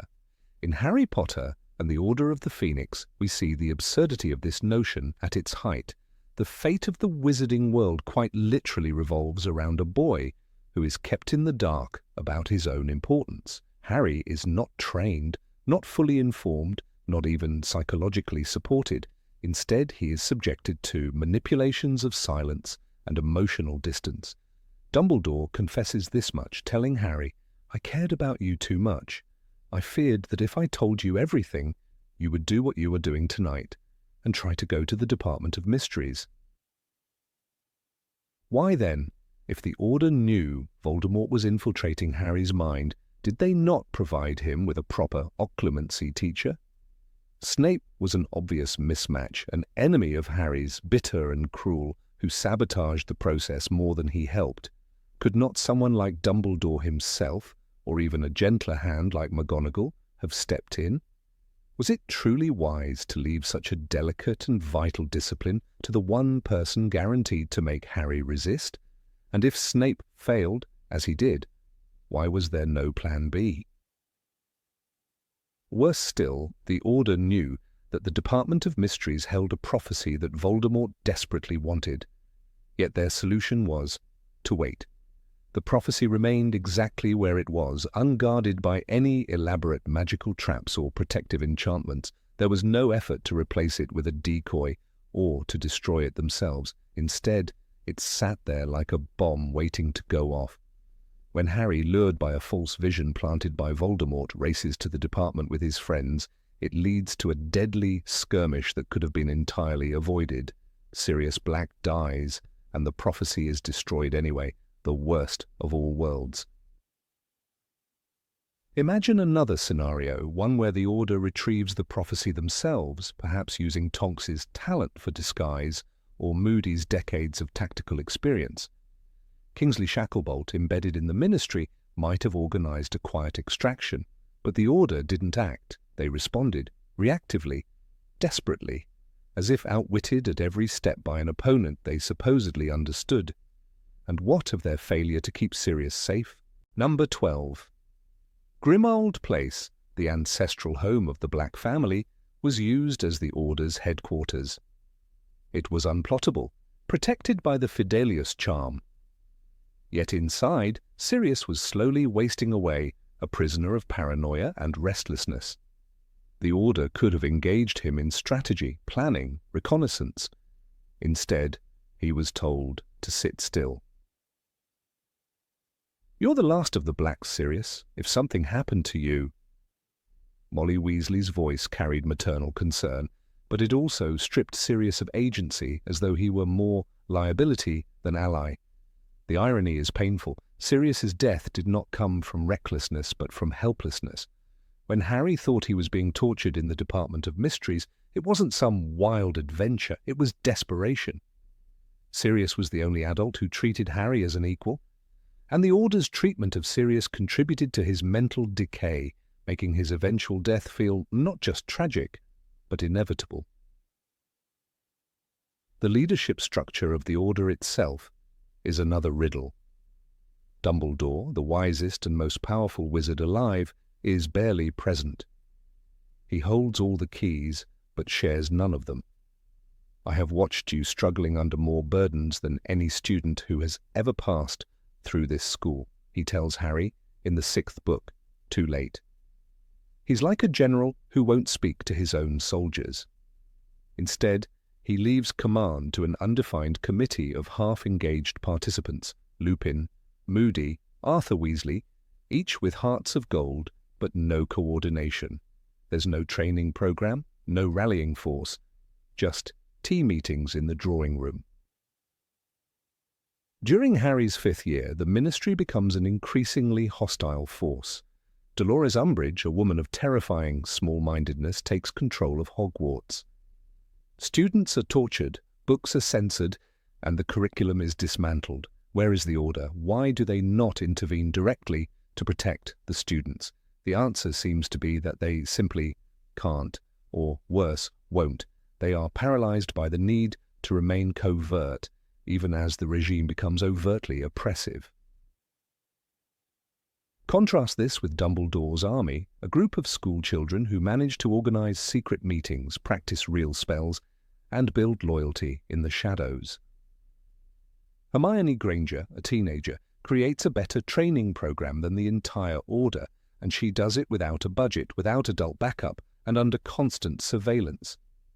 It begs the question, why couldn't the Order do the same? Why weren't there secret safe houses for at-risk Muggle-borns? Why weren't spells taught discreetly to sympathetic adults outside the core group? We cannot overlook the role of Remus Lupin, a brilliant and empathetic wizard who is largely wasted during the height of Voldemort's return.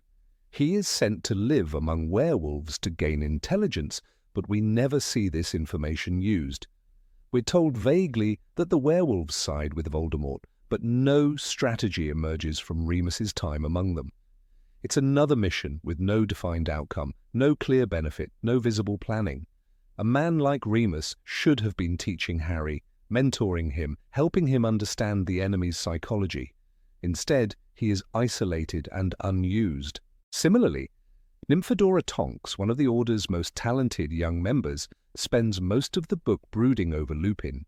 Her magical abilities, including her metamorph magus skills, could have made her invaluable in espionage or infiltration.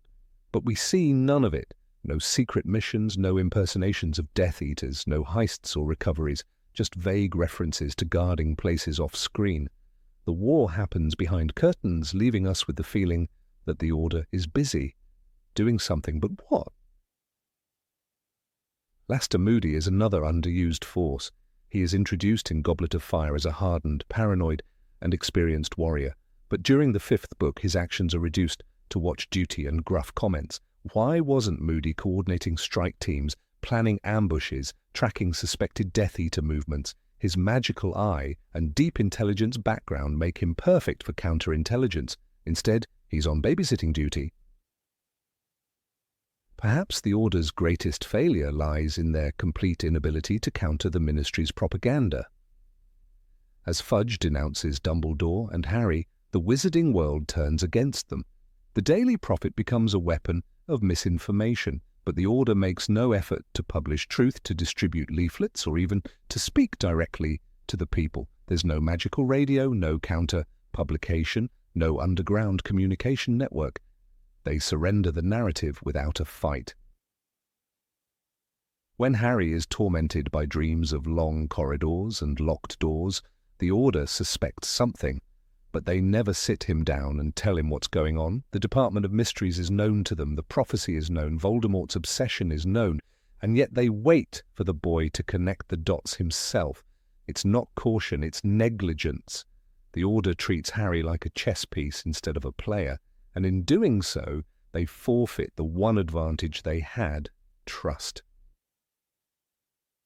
There's a moment in the book when Sirius bitterly says, "You're less like your father than I thought." The risk would have been what made it fun for James. It's a heartbreaking comment, not because it insults Harry, but because it reveals Sirius's despair. He is aching for purpose, for agency, for meaning, and the Order offers him none. Just like they offer none to Harry, to Tonks, to Lupin. Their strategy isn't a strategy, it's a holding pattern. Even when Voldemort finally returns in full form, the Order is still behind the curve. They lose the battle at the Ministry, they fail to secure the prophecy, they lose Sirius. Their members are overpowered, even by younger Death Eaters like Bellatrix Lestrange.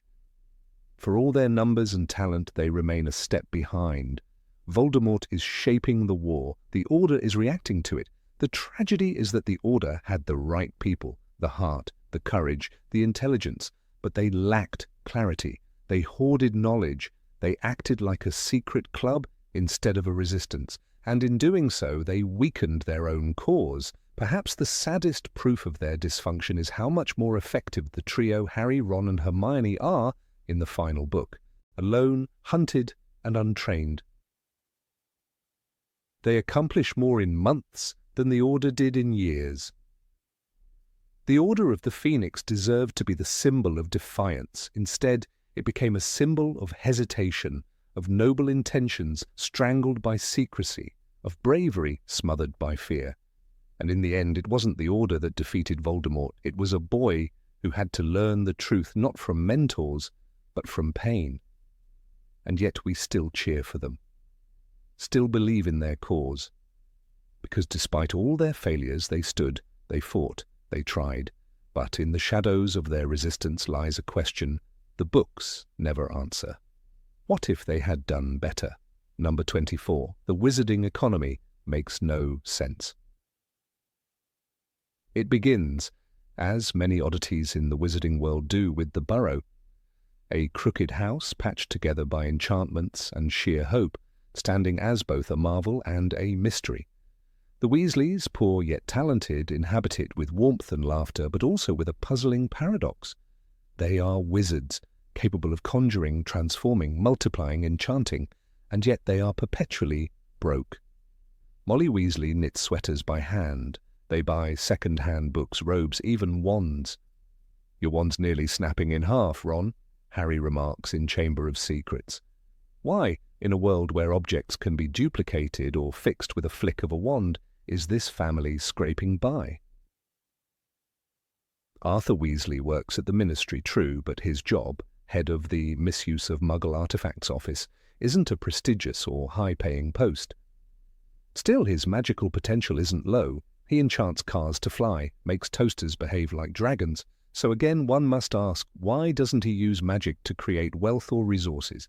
The unspoken rules of the magical economy seem to prevent this, but the books never explain how or why. There's no law of magical economics taught at Hogwarts, and even the strictest professors never warn students against using magic for material gain. And yet we do see magic used to replicate things. In Deathly Hallows, Hermione recounts how the Lestrange vault multiplied everything we touched.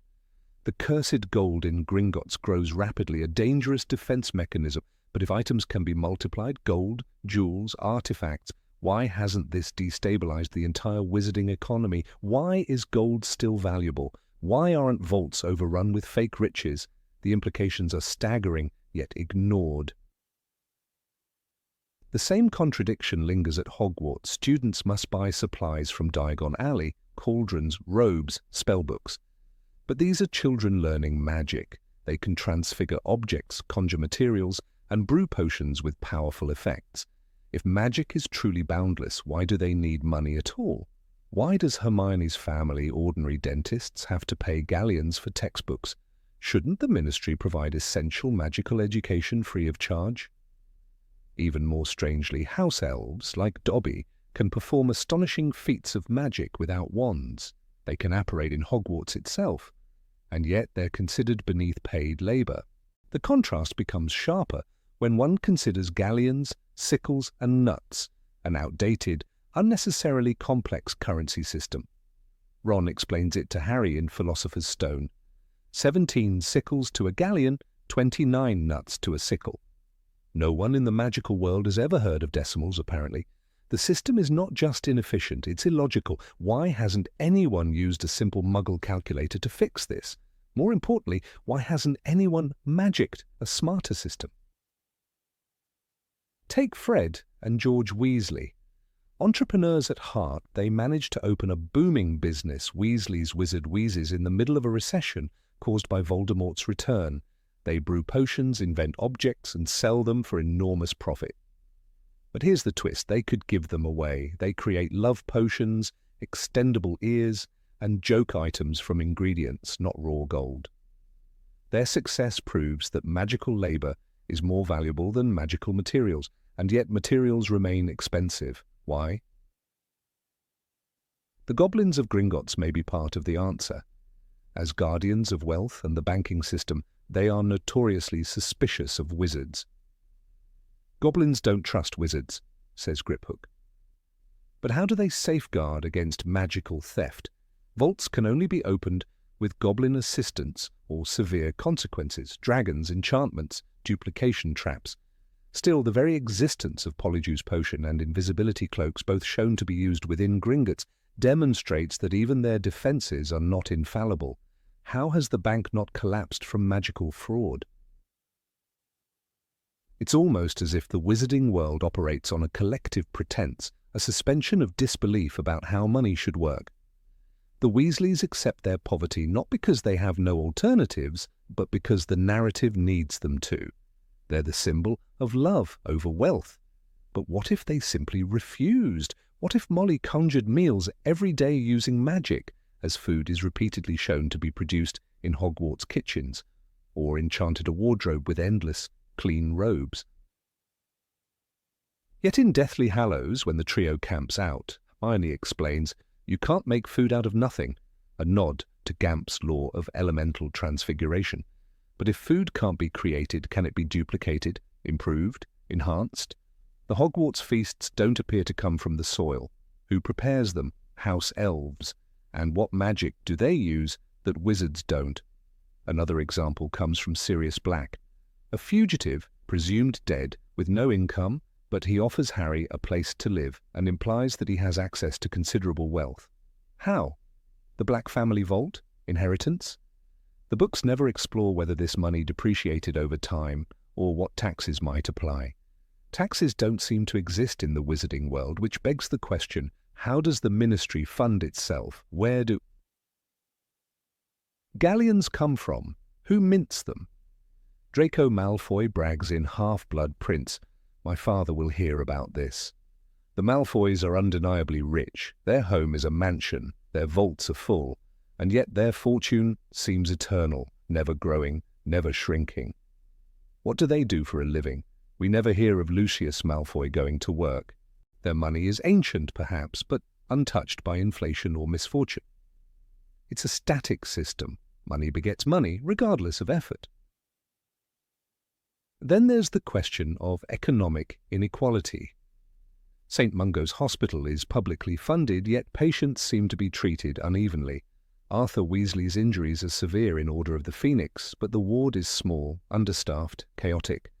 Magical medicine could revolutionize the world, cures for burns, regrowing bones, vanishing scars, yet it's clearly limited. Why? Is it resource scarcity, knowledge, or are healers simply unpaid, working in a system that discourages innovation?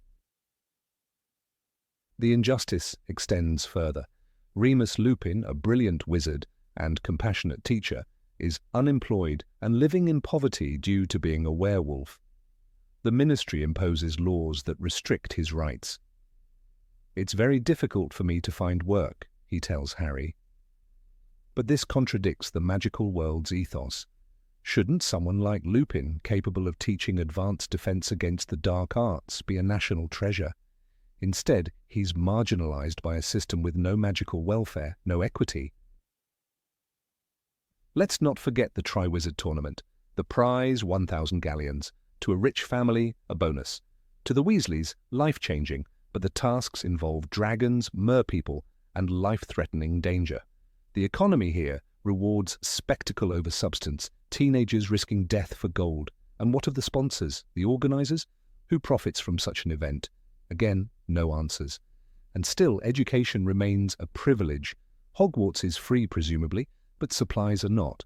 Harry pays over 100 galleons per year for books, uniforms, and equipment. What if he were poor? Would Hogwarts subsidize him? We see no such mechanism, and no one ever questions why, in a magical society, knowledge isn't instantly accessible. Why can't a spell reveal textbook content? Why not duplicate books? Then there's the black market.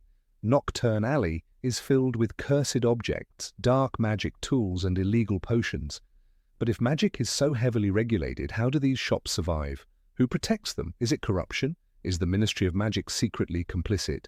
There's no sign of economic policy, oversight, or even currency exchange with Muggles. The two worlds are economically isolated, an impossibility in the modern age. Magic, in the end, is treated like an endless resource. But economic theory tells us that infinite resources destroy markets. If you can create anything, value disappears. Yet in Harry Potter, value persists. Wands cost 7 galleons. The wand chooses the wizard, Ollivander says, but does Price choose the poor? No one questions how Ollivander earns a living if his wands last a lifetime, and customers are rare. Magical labor is another puzzle. House elves serve for free. Goblins hoard wealth. Wizards work in mysterious, undefined jobs. Most seem to be in the Ministry. Is there unemployment? Is there a job market? Who hires? How are salaries determined? The Weasleys' poverty implies a class structure, but it's never named. There's no sign of upward mobility, no wizarding entrepreneurship outside Fred and George. Even time itself is manipulated with magic. Time turners allow for repetition and change, but time is money. If Hermione can attend 2 classes at once, could a wizard not work double shifts? Could they not make money by doubling their productivity? The implications are dizzying, and yet never explored. The magical world seems to operate on narrative convenience. It needs to be poor sometimes and wealthy at others. It must punish ambition, as it did with Crouch Jr., but reward cleverness, as with the twins. But this inconsistency raises uncomfortable questions. If gold can be conjured, duplicated, cursed, what is the real value of anything? If a spell can transfigure a stone into a goblet, why pay for cups? The truth is, the economy of the magical world defies every rule of logic. It exists not to sustain a world, but to decorate a story. The contradictions are deliberate, perhaps meant to preserve a whimsical fantasy, but once examined, they unravel. The poor remain poor despite omnipotent powers, the rich remain rich without work, and the rest, like Harry, inherit fortunes by accident.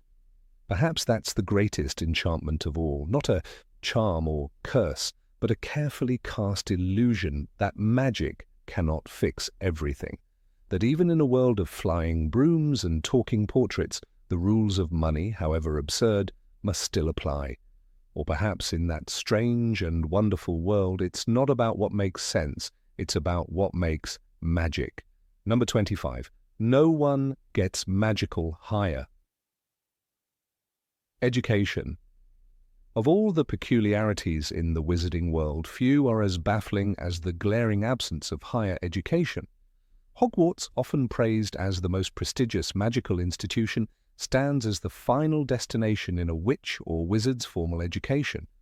After 7 years within its enchanted walls, students are expected to transition directly into their professional lives, regardless of the complexity of their chosen paths. This abrupt leap from adolescence into adult responsibility is not only curious, it is dangerously unrealistic, especially in a society built upon arcane knowledge and unpredictable magic. Consider Harry Potter.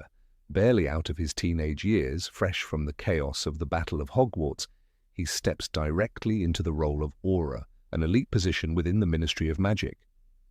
In Harry Potter and the Deathly Hallows, we see no indication that Harry received any specialized training after the war. J.K. Rowling later confirmed in interviews that Harry was fast-tracked into the Auror office and eventually became its head. But how can a boy who never sat his newts, having left school in his 6th year, become one of the top magical law enforcers in Britain? Is defeating Voldemort truly enough to bypass a formal education? Ron Weasley, ever loyal, joins him. Together they leap into careers designed to combat dark wizards, a profession requiring intense magical expertise, psychological endurance, and legal understanding. Yet Ron's record at school was far from exceptional. He barely scraped through his owls, and his magical skill, while competent, was never depicted as advanced. Still, he's thrown into the field with nothing but teenage experience and wartime adrenaline to guide him. Rowling writes in The Half-Blood Prince, Ron's grades were decent, not brilliant, and yet he too becomes an Auror, as if bravery alone could substitute for education. And what of Neville Longbottom? Once the awkward, forgetful boy, mocked even by his professors, Neville becomes the herbology professor at Hogwarts.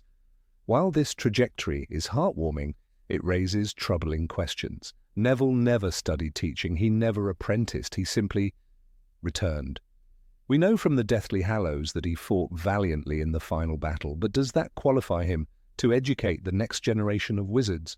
Wouldn't a field like herbology, with its often dangerous plants and life-threatening effects, require specialized postgraduate study? Apparently not. The wizarding world appears to operate under the strange belief that a 7-year boarding school education is universally sufficient. No internships, no universities, no magical research institutes for continued academic pursuit. The implication is that every conceivable magical discipline, from curse-breaking to magical law to teaching, is something a 17-year-old can walk into unprepared. And yet time and time again in the books we see Hogwarts struggling even to provide adequate practical instruction. Take the subject of defense against the dark arts. In Harry Potter and the Order of the Phoenix, Harry is appalled by the lack of practical application under Dolores Umbridge's rule. The point is to prepare you for what you might have to face, Harry tells the class, challenging the Ministry's theoretical-only approach. The fact that a 15-year-old has to form a secret student army just to get basic practical instruction is a damning commentary on Hogwarts' curriculum. If the school can't properly teach the very subject that defines an Auror's role, how can it be expected to fully prepare students for such careers? Further, magical law is presented as complex and contradictory. Hermione Granger once cited Hogwarts, a history and multiple ministry regulations showcasing her encyclopedic knowledge of magical policy. In The Goblet of Fire, she champions the cause of house elves, confronting absurd legal loopholes and oppressive traditions. Hermione would have made a brilliant magical lawyer, yet there is no such formal education available. There are no wizarding law schools, no debate societies, no formal training in magical ethics or policy making. All her legal savvy was self-taught. We also see examples of characters occupying important medical or technical roles with no evidence of advanced study.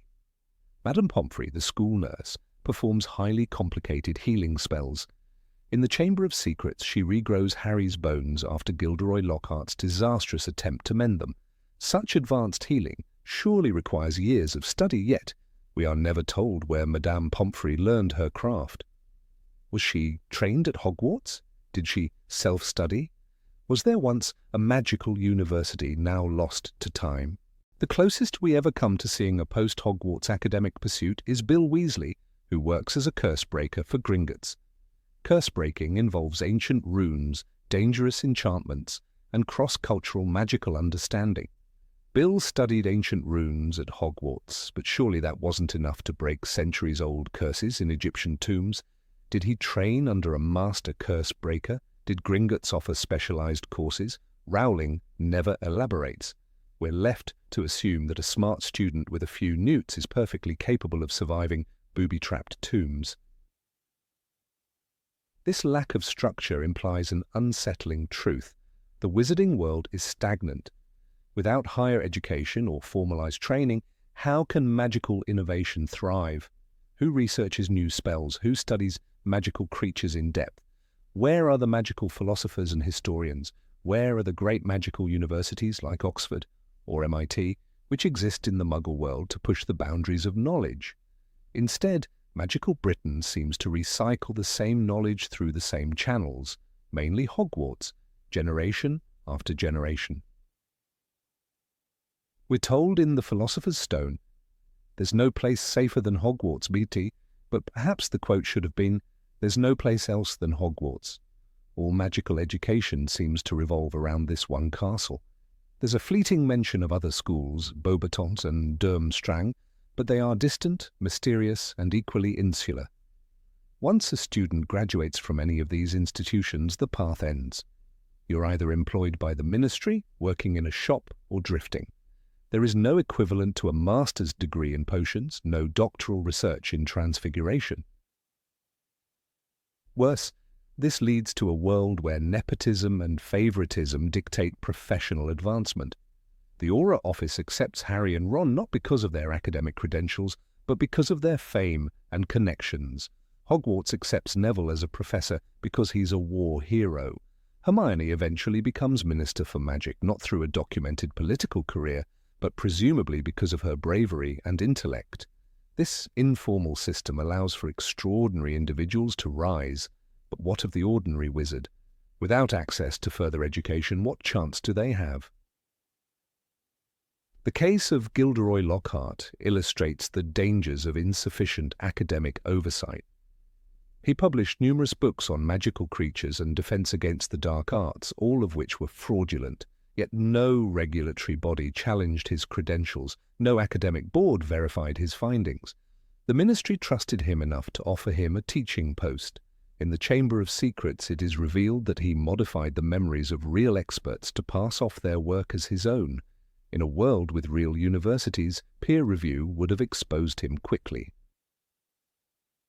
Similarly, Severus Snape becomes Potions Master and later Headmaster of Hogwarts, despite never being shown attending any institution beyond Hogwarts. While he is undeniably brilliant, his teaching methods are questionable at best. "There will be no foolish wand-waving or silly incantations in this class," he tells his students in The Philosopher's Stone, instilling fear rather than curiosity. Yet there is no system of teacher evaluation, no pedagogical training. His authority is unquestioned not because he is good, but because the system lacks oversight. Even in magical industries, there is a disturbing lack of structure. Fred and George Weasley open a joke shop, inventing numerous products involving complex magical engineering, Peruvian instant darkness powder, skiving snack boxes, love potions, These are not trivial charms. Yet the twins never graduated. They left Hogwarts in protest and still managed to create a thriving business. Their success is admirable, but it underscores how the system allows innovation only through rebellion, not through support or mentorship. And where are the magical researchers? In The Half-Blood Prince, we see that some spells are lost to time or rediscovered by chance, like the dark incantations found in the prince's textbook. There is no department of spell innovation, no magical think tank. Why is it that a teenage Severus Snape was creating new spells in secret while the rest of the magical community remained static? Without a culture of academic inquiry, knowledge in the wizarding world becomes stagnant and vulnerable to loss. One might argue that Hogwarts is sufficient because magic is innate, not learned. But this undermines the complexity of the wizarding world. In the Goblet of Fire, the Triwizard Tournament is filled with deadly challenges requiring intelligence, experience, and magical versatility. How can a 17-year-old, even one as exceptional as Harry, be expected to survive such trials with only school-level education? The answer, of course, is he shouldn't be. We must also consider magical theory.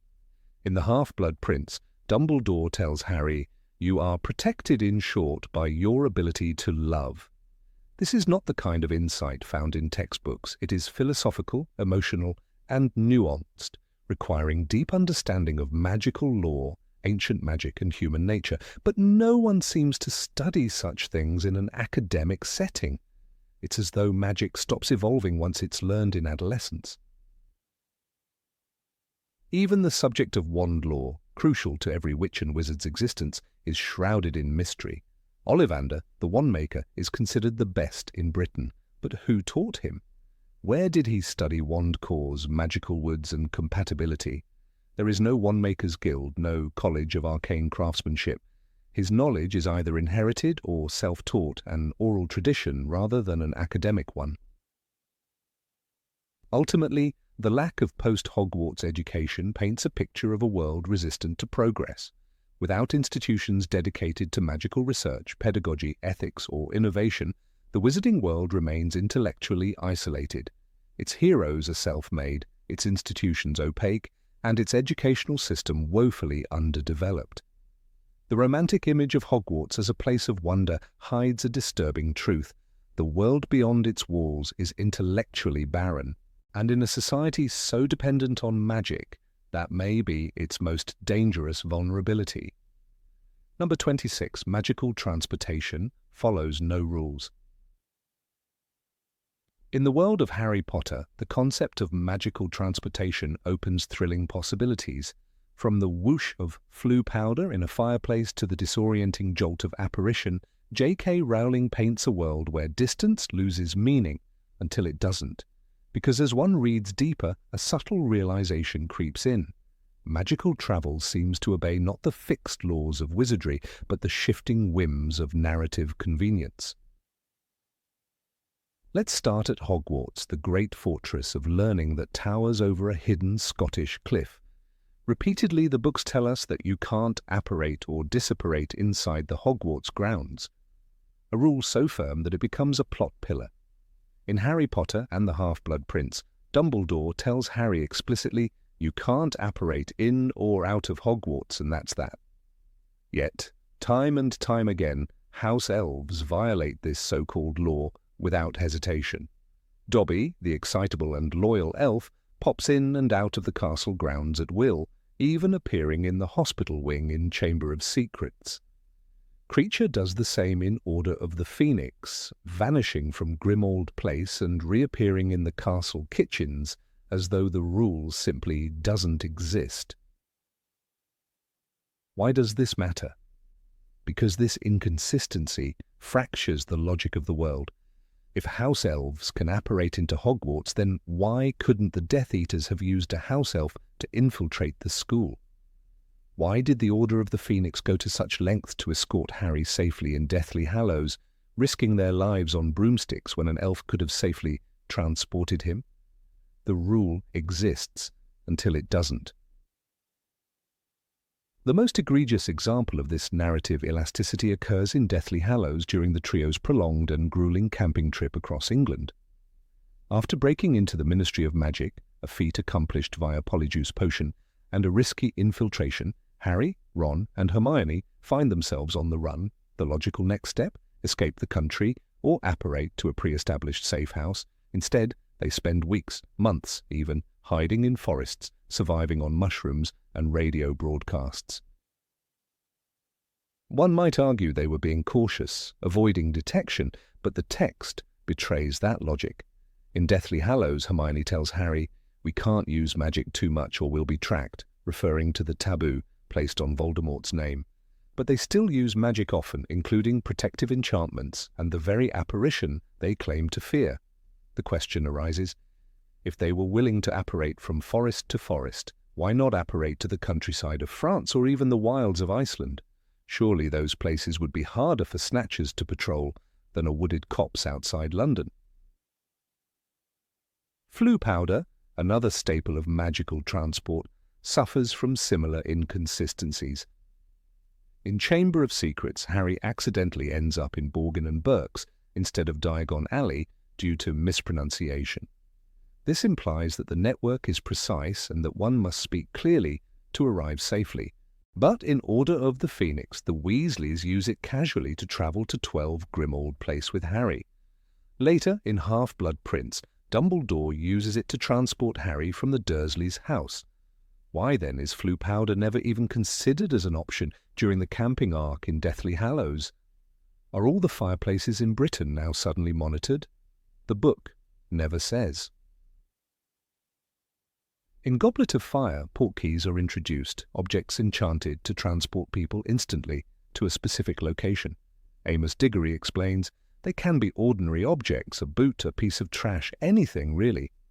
And yet, the use of portkeys vanishes from the series after the Triwizard Tournament. Why didn't the Order of the Phoenix use them to move Harry? Why weren't they used to flee Death Eaters during the Battle of the Seven Potters? The battle itself reveals another curious contradiction. During the chaos, 6 pairs of Order members scatter across the sky, each transporting a Harry decoy. They face brutal attacks and several are wounded or killed. Why didn't they use house elves for the mission? Dobby had proven himself capable of transporting multiple people in Malfoy Manor, including Bellatrix's captive prisoners.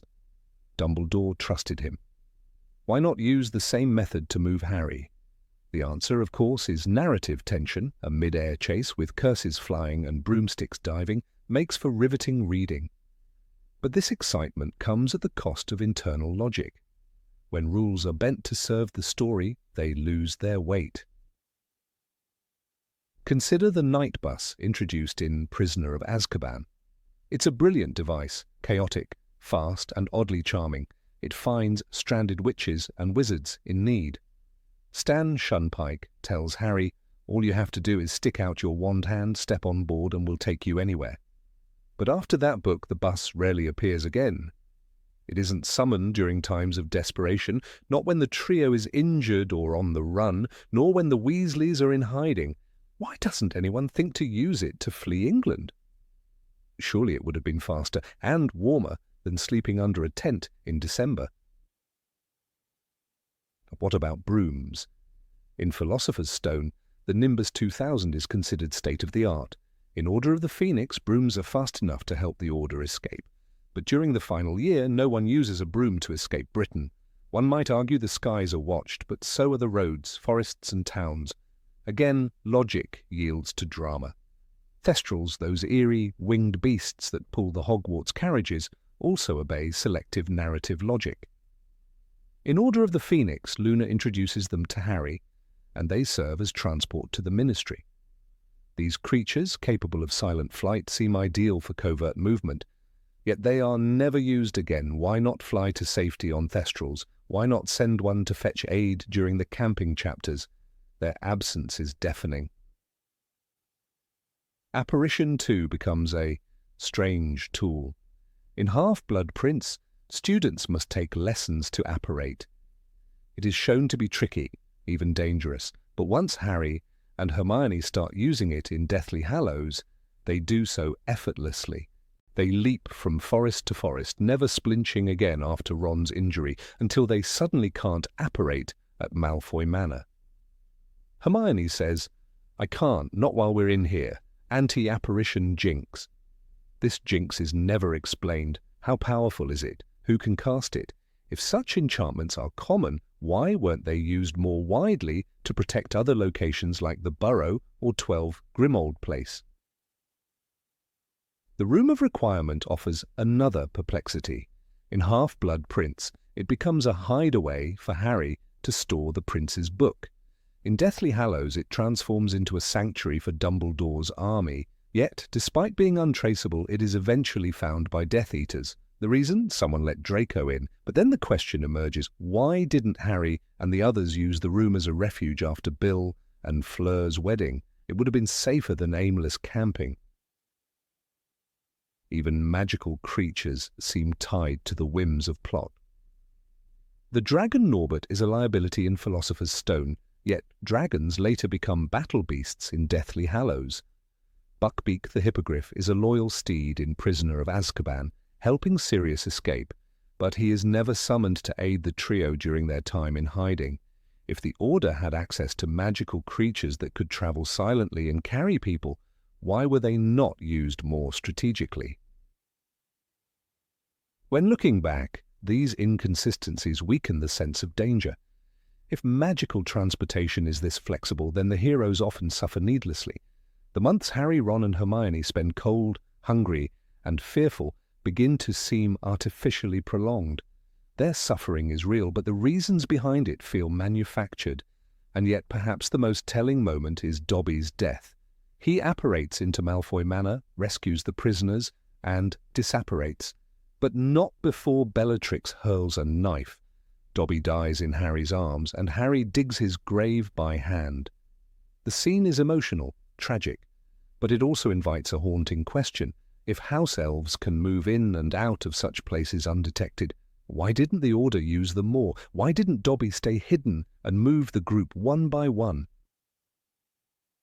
Avoiding the fatal confrontation. J.K. Rowling crafts a breathtaking world. The trains, the magical doors, the broomsticks all create wonder, but when one examines closely, the internal rules falter. Magical transport is not bound by consistency, but by need.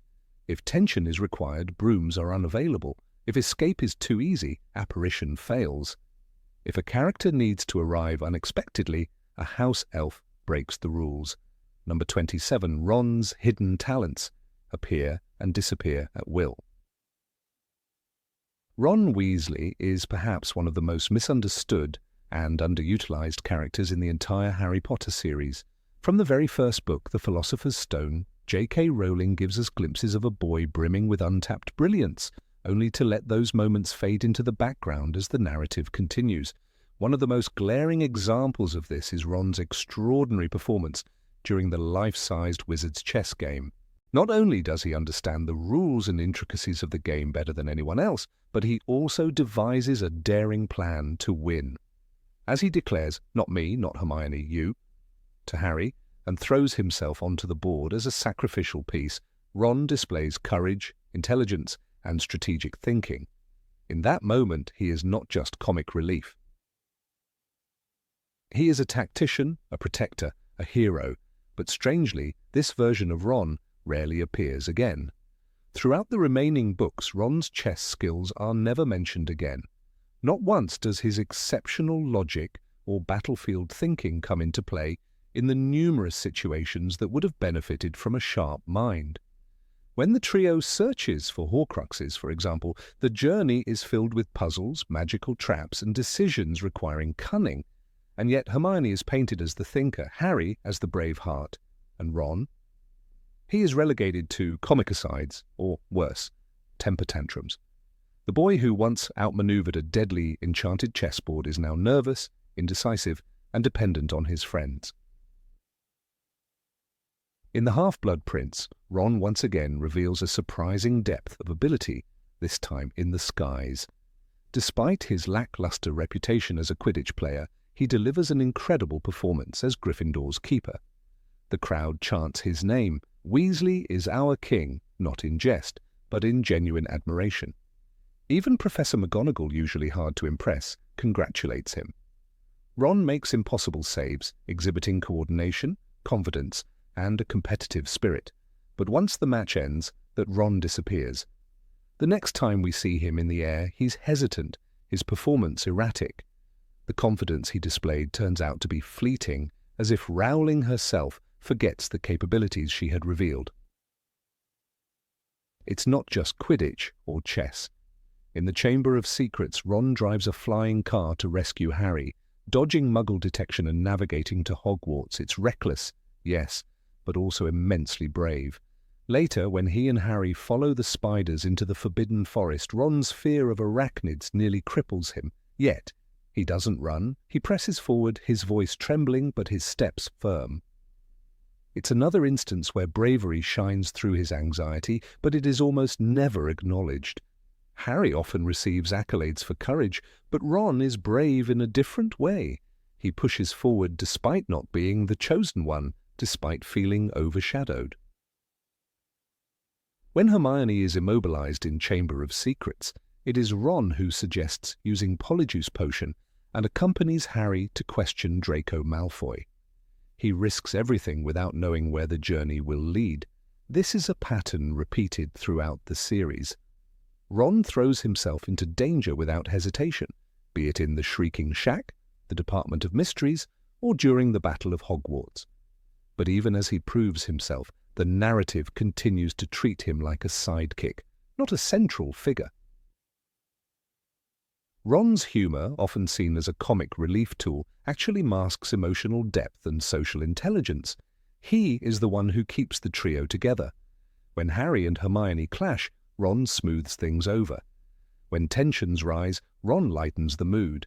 In Deathly Hallows, when the trio camps out, overwhelmed by fear and the dark nature of their mission, it is Ron's jokes, his talk of food, and his grounding presence that keeps them sane.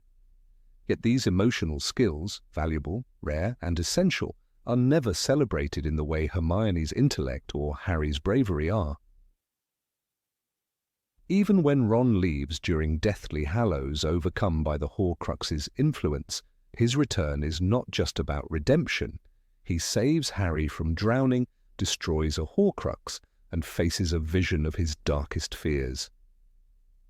The Horcrux taunts him with cruel illusions. Your mother doesn't love you, she wanted a daughter. Your best friends don't need you. Ron destroys it in a blaze of fury and tears. It's one of the most emotionally charged moments of the entire series. He does not run from his insecurities, he confronts them head-on. His ability to perform under emotional stress is yet another hidden strength. When Bellatrix threatens Hermione in Deathly Hallows, Ron's screams fill the dungeons of Malfoy Manor. He does not attempt to negotiate or manipulate. He screams in raw anguish and fury. In those moments, Ron is not comedic, not the jealous sidekick. He is a man capable of deep love and violent protectiveness. He would burn the world to save the girl he loves. Ron also shows a unique understanding of the magical world that Harry and Hermione often lack. He was raised in it, after all. He knows the significance of certain spells, family names, and wizarding customs. When Harry receives the Marauder's map, it is Ron who explains who Moony, Wormtail, Padfoot, and Prongs might be. In Goblet of Fire, when Harry faces the Hungarian Horntail, it is Ron who cheers loudest for him. Despite feeling betrayed and overlooked, Ron's love and loyalty surface the moment he sees his best friend in danger. In Order of the Phoenix, Ron is made a prefect, much to his surprise and that of his brothers. Dumbledore tells Harry that he chose Ron because he has a good heart. Ron's instinct to protect, to care for others, and to do the right thing even when it's hard, sets him apart. But we never see Ron growing into the role of a leader. His prefectship is rarely mentioned again. Where Harry leads Dumbledore's army and Hermione becomes a voice of reason, Ron remains supportive but never central. It's a puzzling contradiction. Another forgotten skill is his gift for mimicry and humor. In Prisoner of Azkaban, Ron is the one who keeps the group entertained, who mimics Snape and Malfoy with uncanny accuracy. Humor is his armor, but it's also a weapon, a way to disarm fear, to maintain hope. In a world spiraling into darkness, Ron's laughter is defiance. It is his way of fighting back, yet this too is seldom acknowledged. Even his dueling skills are inconsistent. He manages to help fight off Death Eaters, survives the Battle of Hogwarts, and stuns enemies on multiple occasions. He participates in high-level magic, including the infiltration of the Ministry and Gringotts. But these feats are scattered, often overshadowed by Harry and Hermione. In Half-Blood Prince, Ron is poisoned and nearly dies. His survival is due to luck, yes, but also to his strength and will. Still, this trauma is quickly brushed aside, never shaping his character's arc meaningfully. Ron's relationship with Hermione also shows a maturity that develops quietly. His jealousy, his protectiveness, and his slow realization of his love for her mirror the awkward, genuine process of growing up. When he finally kisses her during the Battle of Hogwarts, it's a powerful culmination of years of tension. Yet the emotional depth leading to that moment, his insecurities, his hidden affections, is barely explored. Their relationship is shown as inevitable rather than meaningful. Even when Ron displays leadership, as in the escape from the Ministry or during the raid on Gringotts, these moments pass without reflection. He thinks fast, acts boldly, and improvises. In the vault, when the Gemino curse threatens to bury them alive, it's Ron who keeps them focused. "Don't panic!" he yells. "Keep going!" He shows nerves of steel when most would freeze. But does the narrative dwell on this? No, we move on. In Deathly Hallows, when Harry buries Dobby, Ron shows unexpected reverence. He helps dig the grave with his bare hands. There are no spells, no shortcuts. In Silence, Ron pays tribute to a creature who saved their lives. It's a deeply human, compassionate gesture, often ignored in favor of Harry's grief.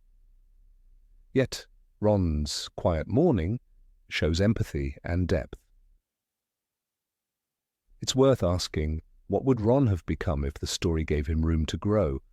What if his strategic mind from chess, his reflexes from Quidditch, his bravery from the Forbidden Forest, and his emotional intelligence had been developed consistently? Ron could have been more than a sidekick. He could have been a general, a mentor, a legend.